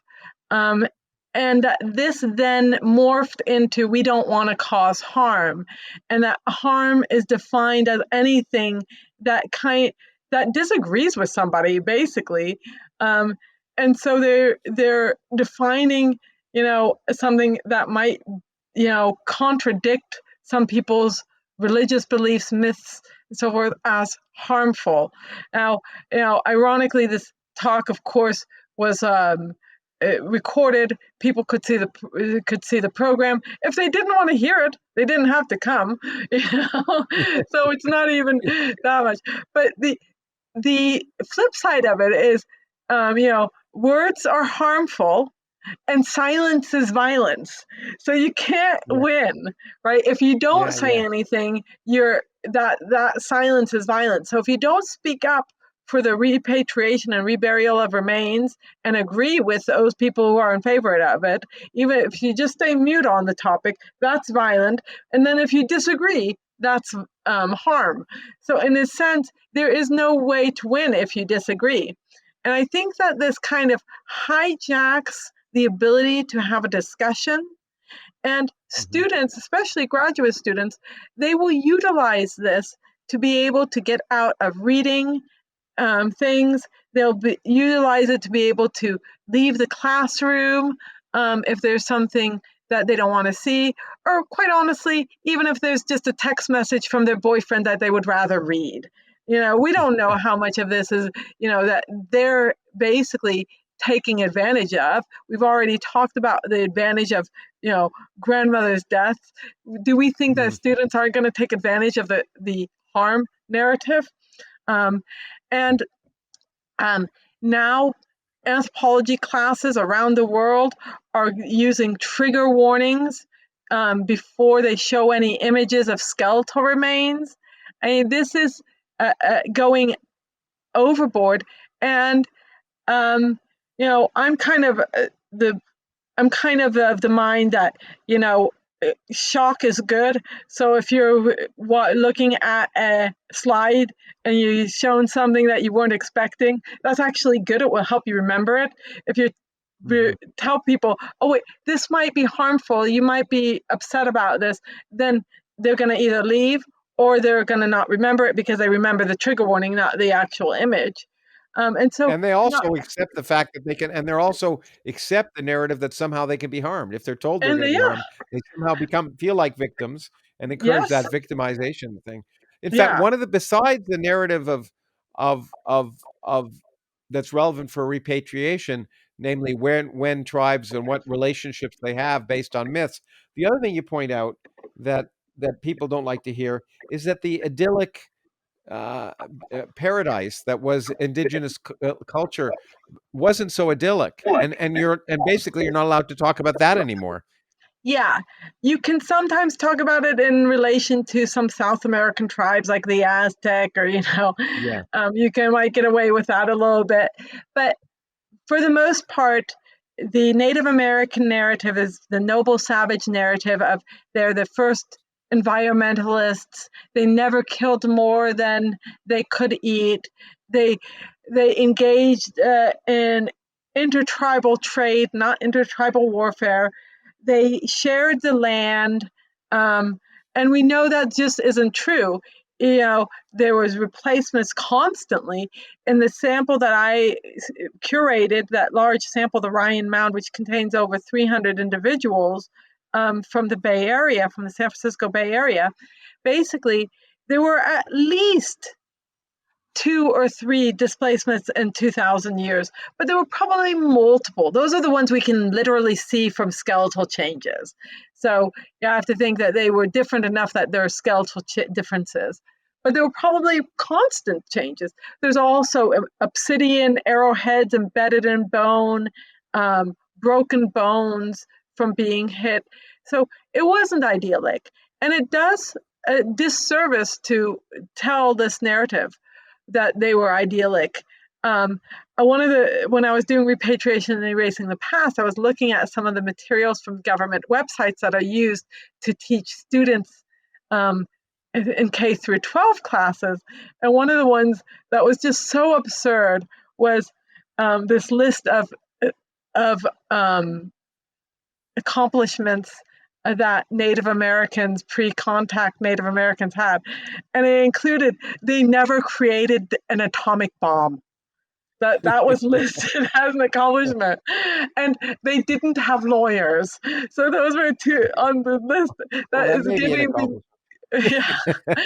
is being given to K through 12 students.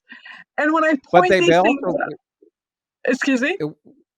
Well, but they don't talk about the fact that, as you point out here, that there was slavery, there was pre-contact slavery. It makes it seem as if it's a unique white European immigration in the United States. But and interesting, when you talk about slavery among the indigenous, especially Native Americans, but also other indigenous groups, some apologists will be like, well, it wasn't as bad as the slavery in America.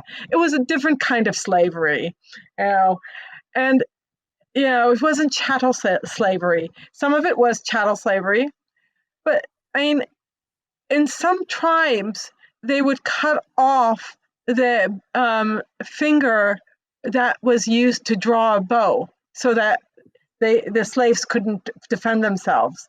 And other tribes, they would cut the Achilles tendon, the heel. You see cut marks on there, so that these people would be hobbled for a long enough period of time that they'd then be forgotten or so, and then they'd have to stay. In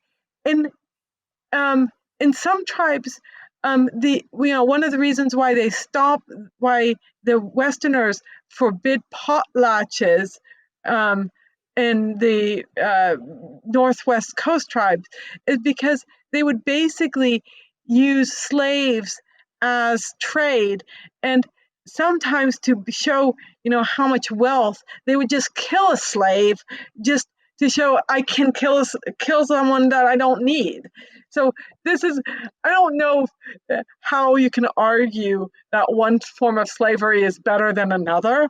Yeah. But, it's obvious from both the bones and from historic documents that slavery was no picnic with the Native Americans, and that one of the great accomplishments of human society, of civilization, is how wiped out. And of course, there are still some pockets of slavery, but slavery used to be global, and it's like vastly wiped out now. And that's an accomplishment that we should have celebrate, as opposed to try to draw this narrative of there was no slavery before the Americans, before the Europeans came to the Americas. And, we just, that one population is to blame, when it was actually pretty much a global phenomenon until it wasn't. Until it wasn't exactly.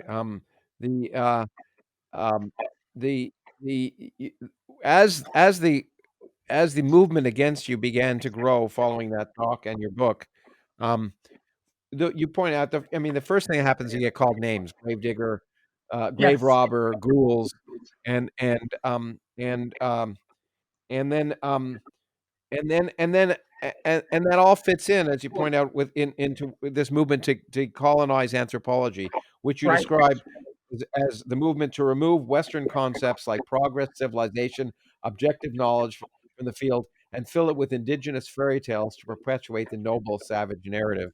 But so in addition to becoming, sort of a racist, apparently, you're also have all the other aspects of Western of the Western colonizer, a grave right. robber, a ghoul. Do you want to talk about that a little bit?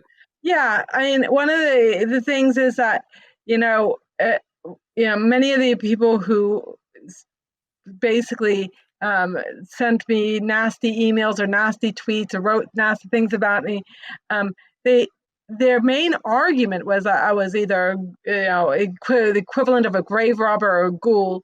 And when I point out that almost all of North American archaeology is from salvage sites, i.e., sites that were excavated because of development and would have been bulldozed over if archaeologists and anthropologists hadn't saved them. Um, you know, that is never acknowledged by those who are for repatriation. The other thing is, many individuals who have been curated, many remains, were not buried. The Paleo Indians, Kennewick Man wasn't at a burial. He had died in it, where on the river edge, and got covered in sediment. It wasn't a burial. So that's another aspect of it. Um, and then the other thing that they throw at you is, uh, you know, how would you like it if it was your grandmother? And one thing is, you know, it's it's nobody's grandmother, right? Or it's everybody's grandmother.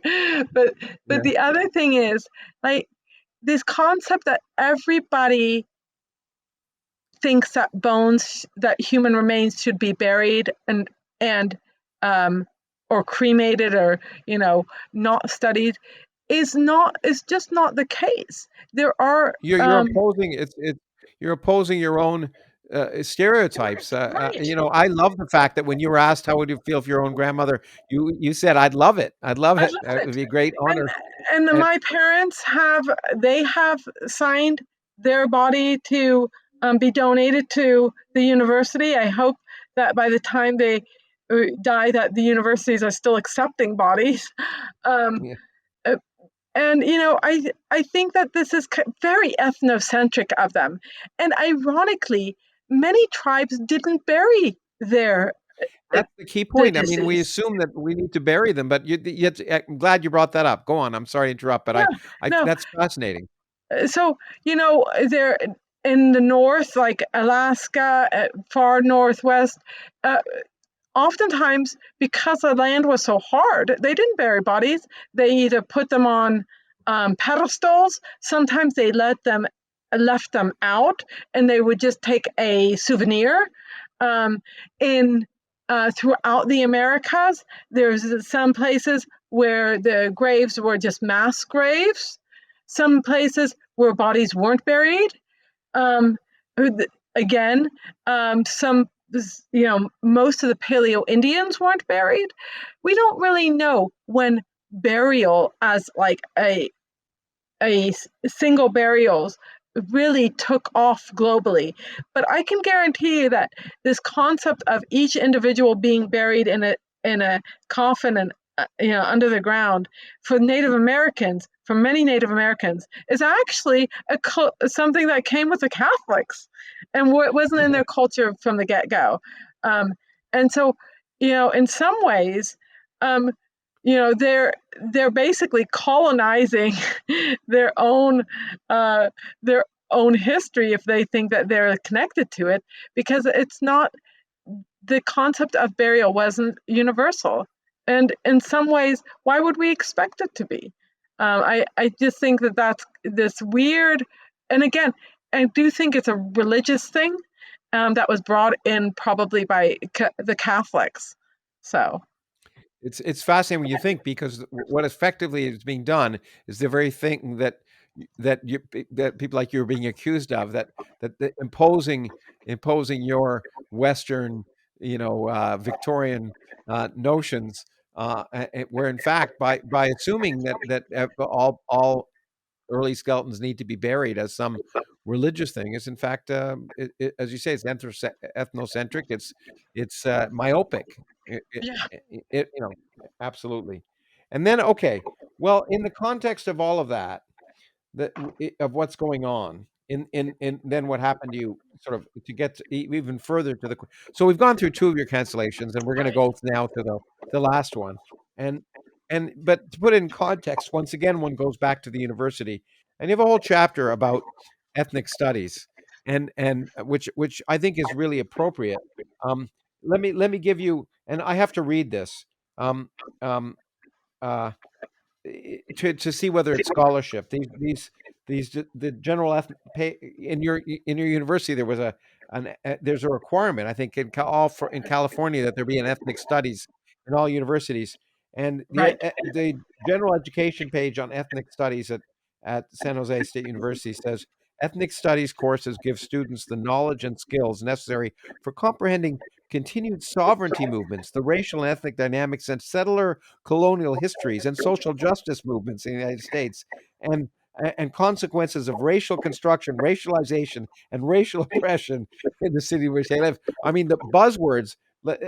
In fact, learning outcomes include, and this quote is amazing. This is what they're supposed to learn: to analyze and articulate concepts such as race and racism, racialization, ethnicity, equity, ethnocentrism, Eurocentrism, white supremacy, liberation, decolonization, sovereignty, imperialism, settler colonialism, and anti-racism. This is uh, uh, uh, uh, the notion that comes up over and over again, and you see it in the people that are eventually will have something to do with canceling you. The notion of scholarship as replacing scholarship with activism. That right. so since you wrote a whole chapter about it, why don't I let you go on it? Yeah, so basically, in California now, anybody graduating from the public university systems is required to take an ethnic studies course, regardless of your major. It's a requirement. And these are really courses that focus on activism. They're not courses um, that look at things intellectually or academically. And um, anthropologists have been at the forefront of this kind of activism scholarship or activism. You'll see people describe themselves as an activist scholar, and you'll see job applications that require you to be that. And I don't think that you can't be an activist and a scholar, but what they've done is they've become an activist and not a scholar. So, for Yeah. example, I could say that I'm an activist about these specific things about repatriation and so forth because it affects our scholarship. But it's very different than basically having being just an activist. And there's, I don't think that there's a lot of intellectual depth in that. And the other aspect of it is that certain ethnicities are definitely excluded from ethnic studies. So one of the big fights was that Jewish studies was excluded from them. So, if you're going to study ethnic studies, why wouldn't you include that? And it's because Yeah. they're considered part of the white supremacy triangle or so, and therefore not included. When I went to the Isn't it wonderful? I don't know if your background is Jew my background is Jewish, and I don't know if yours is, but it's kind of amazing to see Jews suddenly being promoted to being white. My mother's German, not Jewish German, and my Yeah, father's side is Jewish. So I'm yeah. not. We weren't raised, Y y religiously y as y Jews, but my grandmother, my great grandmother on my father's side, for example, she never wanted a headstone on her burial on her burial ground because she was worried about vandalism of that ground. And Wow. I had a lot of relatives on my father's side who did die in the Holocaust. So, Yeah. but yeah, we Jews have now been promoted to whites, Yeah. and White supremacists. and it's interesting. I mean, in some ways, you could say, why isn't white a part of ethnic studies? European, Yeah, there sure. are ethnicities within Europeans, but it's all about basically a victim narrative driving this kind of activism, and it really doesn't revolve around scholarship, but around activism. When I went to the American Anthropological Association conference, I think it was after COVID, so it might have been like 2022. Um, and there was, I believe, 80 talks that used the term white supremacy in their abstract. And not Wow. a single one of those talks actually looked at white supremacists. There was no, undercover anthropologist in a KKK group or in, the Aryan nations. None of it had really to do with white supremacy groups, which would have been interesting, you know, as some undercover anthropologist looking at that. But that's not what they're Yeah. talking about with white supremacy. They're basically talking about just being white or Yeah, whitish. no, and and then the moving from ethnic studies, in your case, in your university, to Native American studies, which of course became relevant because, of the skeletons that you curated and eventually couldn't curate. The university was trying to create a Native American studies program, and you point out quite clearly that there were at San Jose State very few Native Americans in the first place. Um, but in particular, the university had a symposium on this, and where once again, when seeing in this symposium, you talk about someone named Jolie Proudfit, not Proudfoot, but Proudfit. Um, uh, uh, start began with a call to treat indigenous knowledge as valid. Indigenous knowledge, according to Proudfit, is distinct in being place-based, i.e., each tribe has individual knowledge about their religion, about their region, and sovereign, namely indisputable. You're Right. not allowed to question it, which is You, just such an amazing statement to be made at a university. yes, you you cannot dispute it. And ironically, and this is in 2023, the Biden administration passed the Indigenous Knowledge Mandate that it covers all, that's supposed to insert Indigenous knowledge into all sorts of fields from environmental studies to anthropology to the CDC and so forth.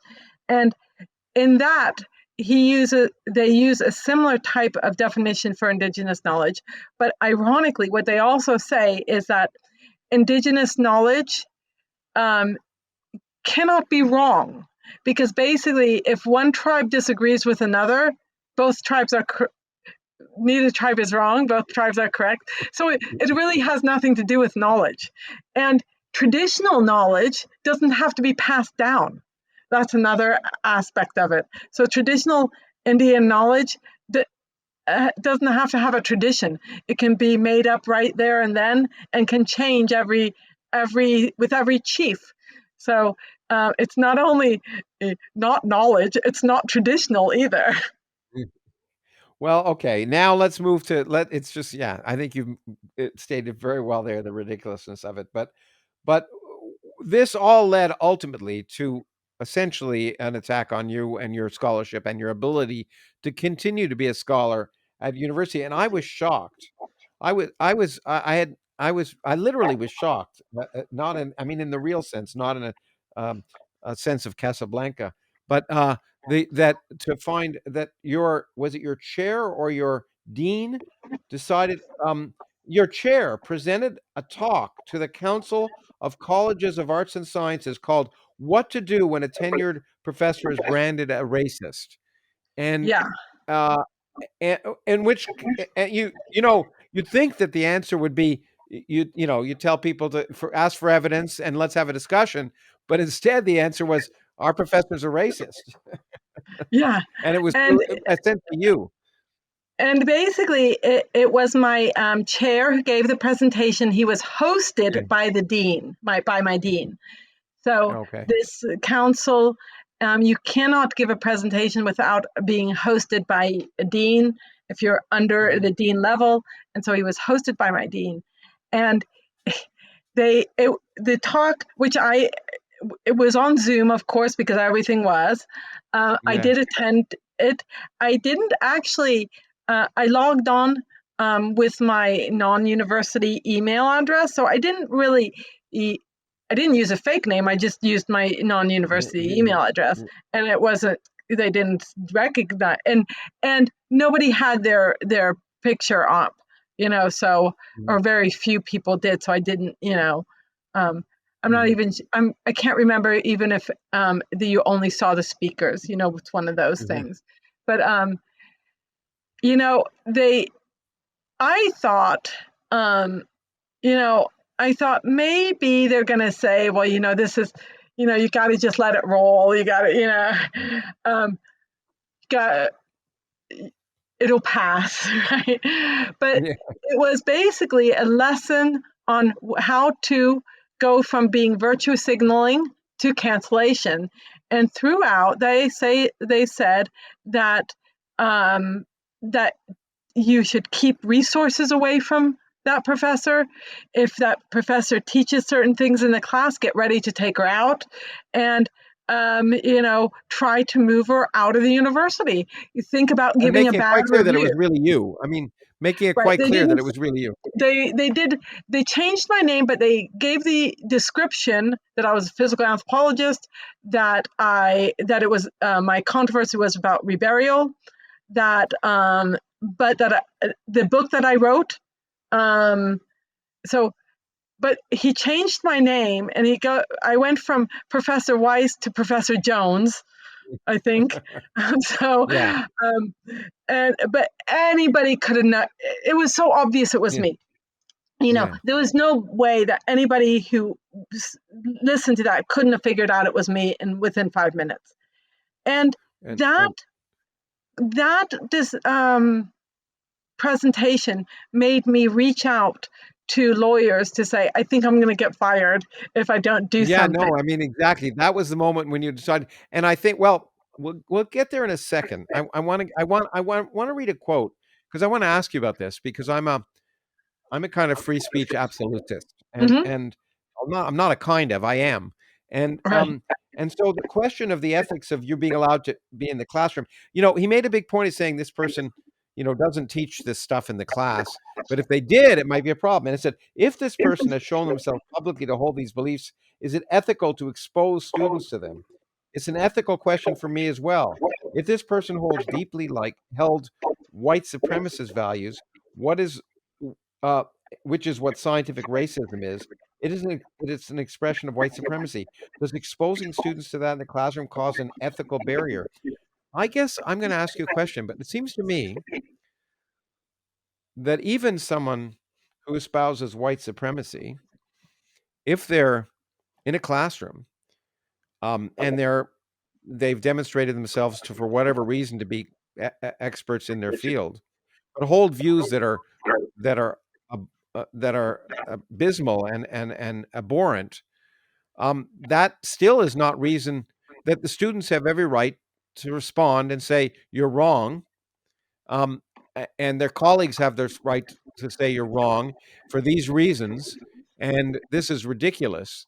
But the notion that that that their abhorrent beliefs should be kept out of the classroom because it's unethical for them to say them, I'm not sure. I mean, I don't think I even agree with that, and maybe I I'm don't. on the Yeah, tail end of that. and I agree too. I think that the thing is, when in doubt, there should when in doubt, the answer should be free speech. If there's any question about whether that speech should be allowed or not, then the answer should be that it should be allowed, right? And of And course, the answer should be say something.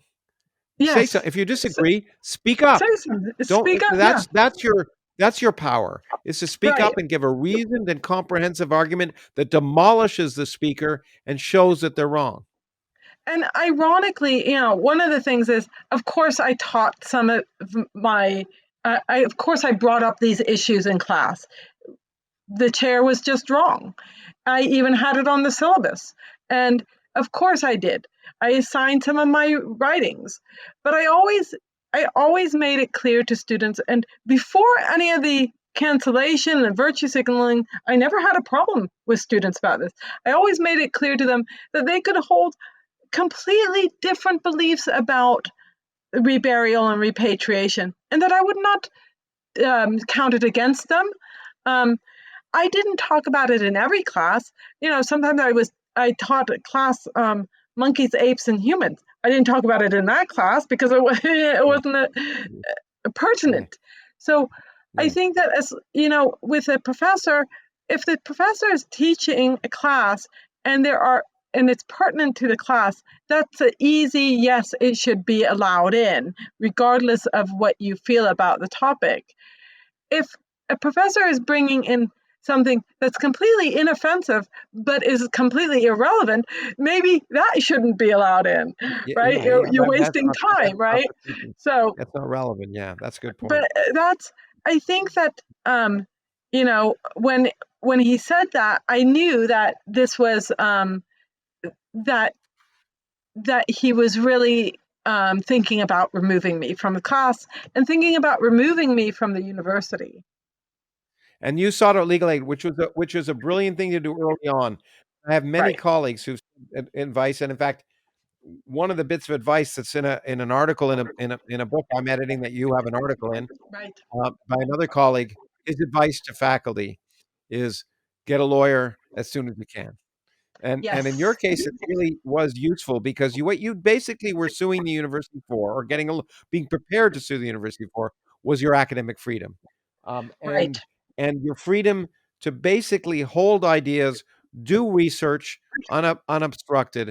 And I mean, there's a whole. I'm looking at the letter you wrote, and your right to have access to materials, and the university was gearing up to remove you from basically being able to pursue your scholarly activities, which is what they in principle should have been paying you to do.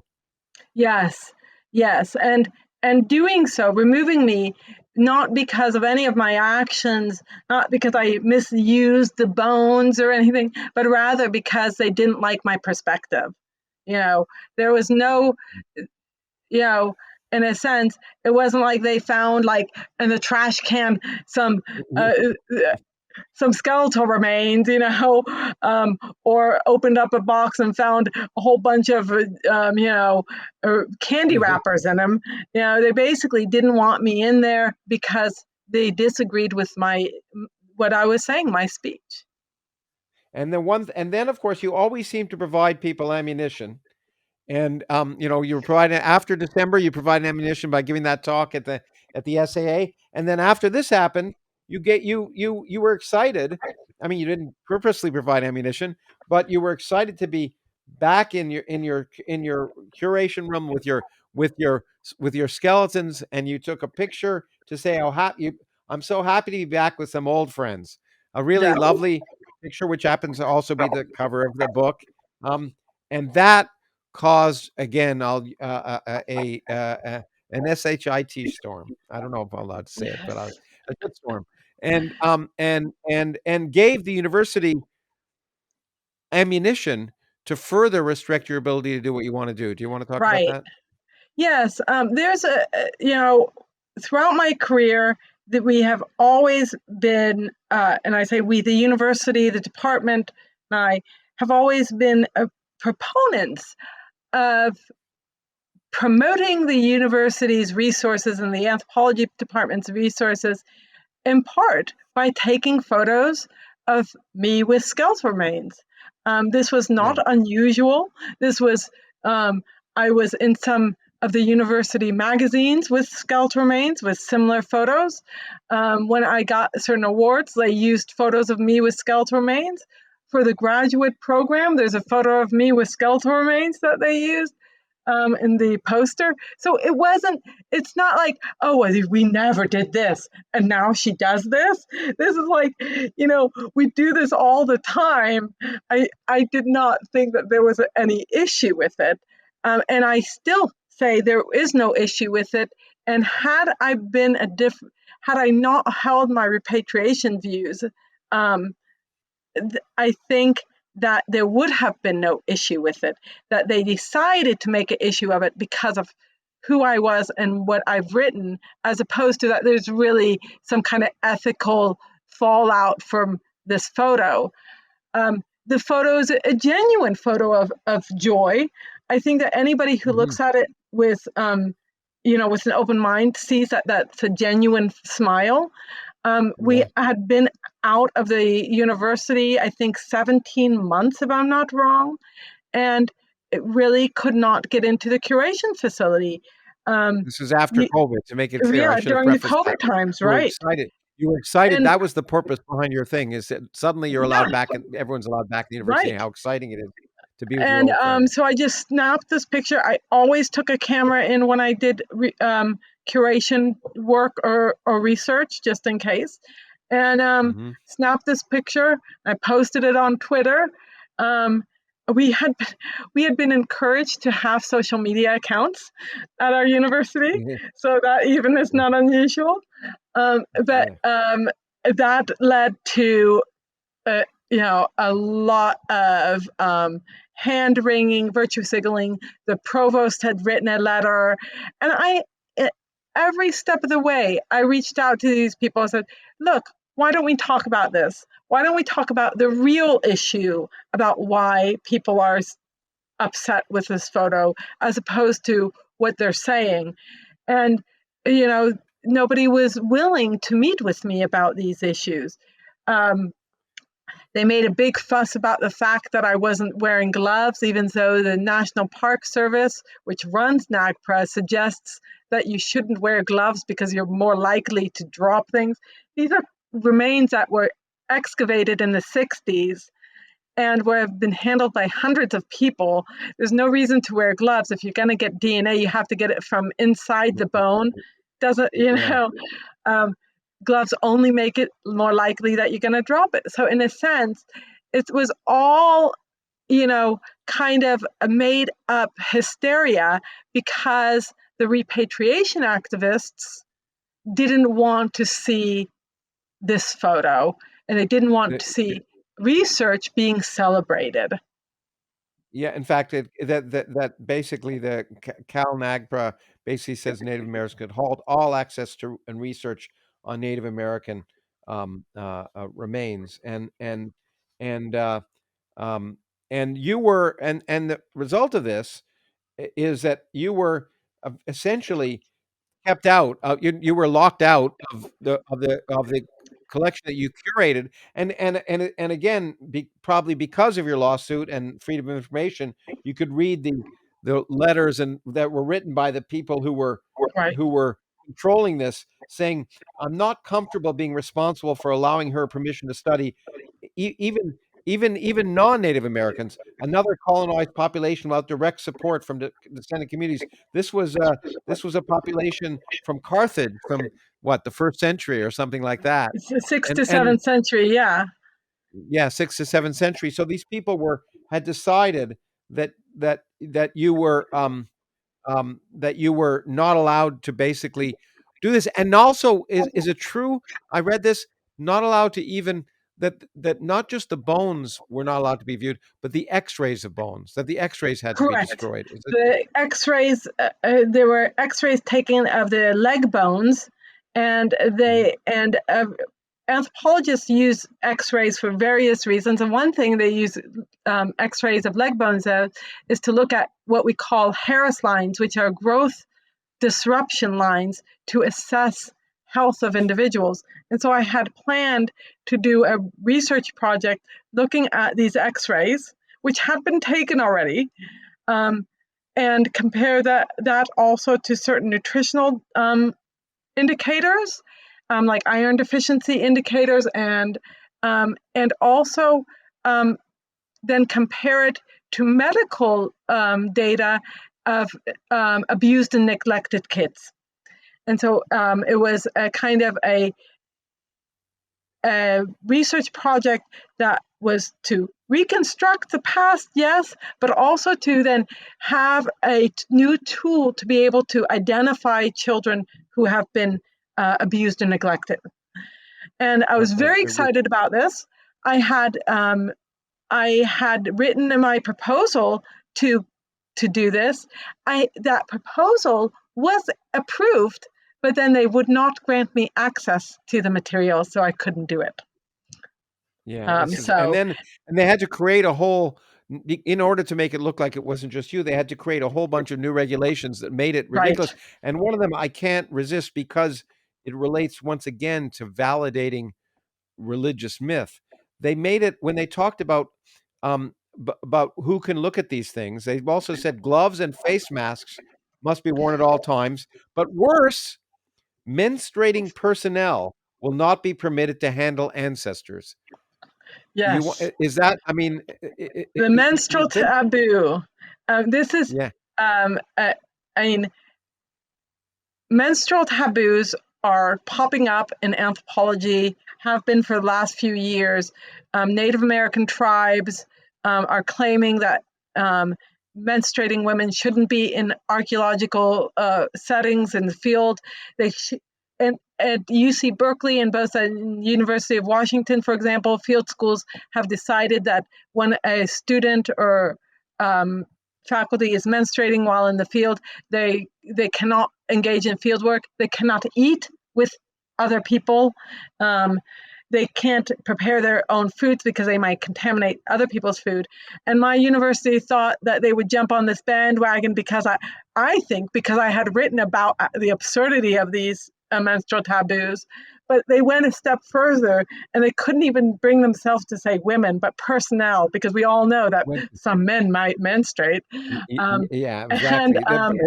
And and just to stay, I mean, I hate to interrupt, but people know I do. But in a different context, if this had happened in a different place where menstruating personnel were not allowed to do research, that would be viewed, in the woke world I mean, and in the real world, any world would be viewed as horrendous. It would be viewed yes, it as was sexist. that is like one of the best examples of sexism I can think of, right? Yeah. And the thing is that they tried to change the narrative. Oh, well, it's not because we think women are filthy when they're menstruating. It's because they're so powerful that they can't be around us. We know that this is not where menstrual taboos originated. And the other thing is, I when this occurred, the first thing I did was I told my lawyers, and they said, "Well, you know what? We're going to tell them if they don't remove it, then there will be a Title IX suit." And so they did remove it. But just the fact that they would even think about putting that in place is a level of absurdity that I still can't wrap my head around. And I asked students, I've said, so you're saying that whatever the tribe says should go, like graduate students in archaeology, that we should defer to the tribes. So when I give this example of menstrual taboo, and most students, they're like, oh yeah, that's fine because it's a tribe. I said, so how would you feel if the tribe's position was they don't want any Black people touching the remains? And they're Yes. like, they don't know what to say. They're like, yeah. Yeah. And of course, I would certainly hope that people would be like, you know what, that's racist, Yeah. Yeah. um, Yeah. and it's no different. And then, try to make an excuse. Well, it's because Black people are so powerful.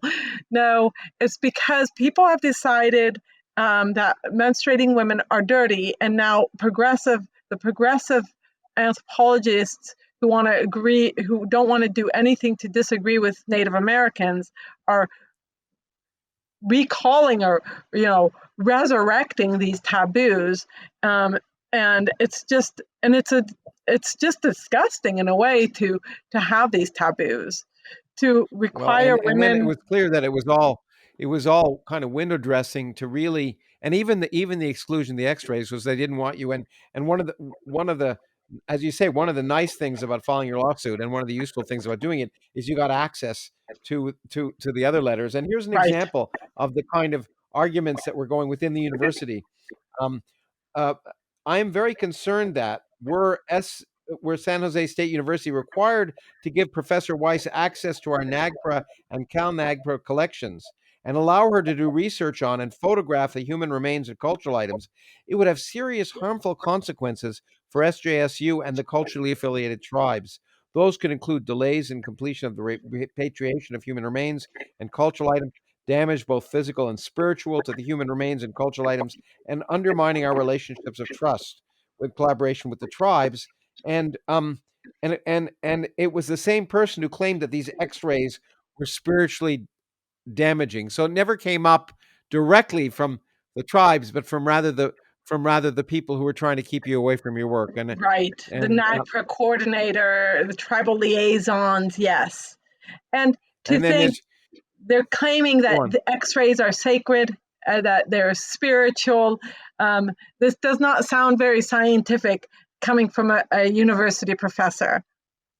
Yeah, in fact, as you say, first they came for the remains, and then they came for the X-rays. What's next? Right. Book burning, and that could be. Um, I think you do make a point about the tribe in question. The reason that you were even able to curate this whole collection was the tribe wasn't recognized federally as Right. having a relationship with this with the remains, and it's all again almost humorous, but it's sort of tragic that ultimately to find out that that when DNA was done on both the skeletons themselves and the tribe members, that not only did they not have a relationship, but in fact they had a much closer relationship to to Yeah. Mexicans than to the. Yeah, basically the tribe, the Moek genetically, they're identical to Mexicans in Los Angeles, Mexican Americans in Los Angeles. They are not identical to the skeletal remains that are in the collections. They're and I go into this in the book. The even relatives of the tribe, aunts and uncles are saying that it's not a real tribe. And the DNA has provided the evidence, and yet how the reporting of that evidence, it makes it sound like, oh, this is proof that the tribe is Native American. But if you look at the actual data, it's perfectly clear that the DNA matched up best with Mexicans in Los Angeles. Okay, so in the midst of this lawsuit, which was protecting you at some level, the university was going to, try to basically negotiate a way for you to leave and resign, which you refused. Before negotiating, before deciding that, if you couldn't do your work, you were going to leave and negotiated a retirement, which is a much better situation. You did spend a year in New York, and I know that because we've Right. communicated then. And I think I would be remiss not to mention that when you got to New York, you discovered something even worse in a sense, and something I've also alluded to and written about. But the fact that not only is this within universities, but now museums like the American Museum of Natural History have now gone full bore to accepting this mythological supernatural nonsense as if it's science. Could you at least comment on that a little bit? Right. So I spent a year in New York looking at museums to look for collections, but also to try to assess the narratives that they're giving about the exhibits in the exhibits about what artifacts mean and a historical narrative. And what I found at the American Museum of Natural History and in other museums, but the big one is the American Museum of Natural History, is that they've replaced real evidence of scientific evidence with myths, and they write up these narratives as if the mythology is historical events. They even talk about the historical event when the chief was swallowed up by the whale and then came out and talked to the thunderbird. Well, this is not a historical event. Of course it's not. But they use that kind of terminology.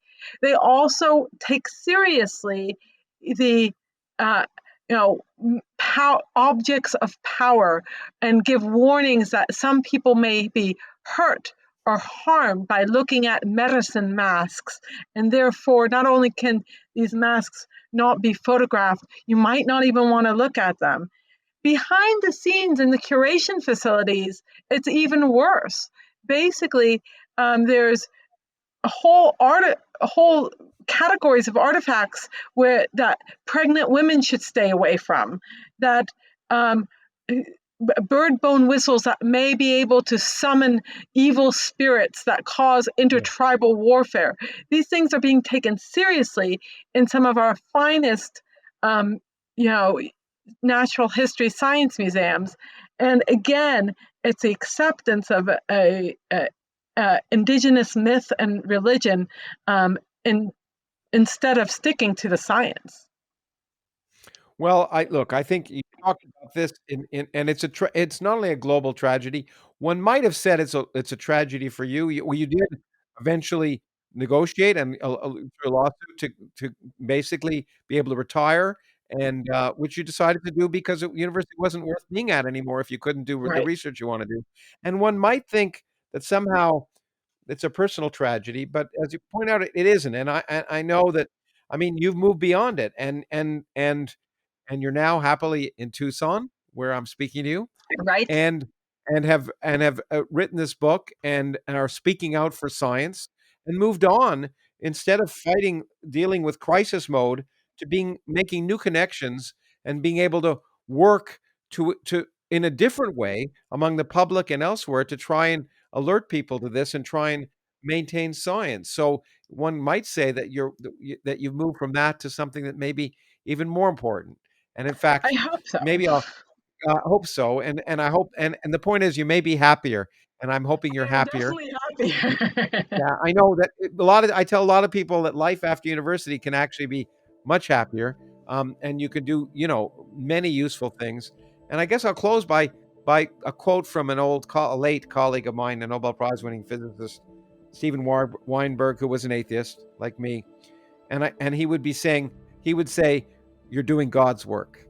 Thank you. And it's been Very a good. pleasure to talk to you. It's been a pleasure. To the book is certainly worth reading, but the work you're doing and the effort to stand up for science, obviously, it resonates with me. It's something I've tried to do my whole life, and it's nice to have a kindred spirit and be able to talk to a kindred spirit. So thanks for Well, taking the time. thank you so much for having me on.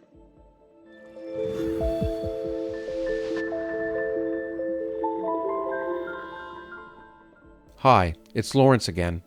As the Origins podcast continues to reach millions of people around the world, I just wanted to say thank you. It's because of your support, whether you listen or watch, that we're able to help enrich the perspective of listeners by providing access to the people and ideas that are changing our understanding of ourselves and our world and driving the future of our society in the 21st century. If you enjoyed today's conversation, please consider leaving a review on Apple Podcasts or Spotify. You can also leave us private feedback on our website if you'd like to see any parts of the podcast improved. Finally, if you'd like to access ad-free and bonus content, become a paid subscriber at originsproject.org.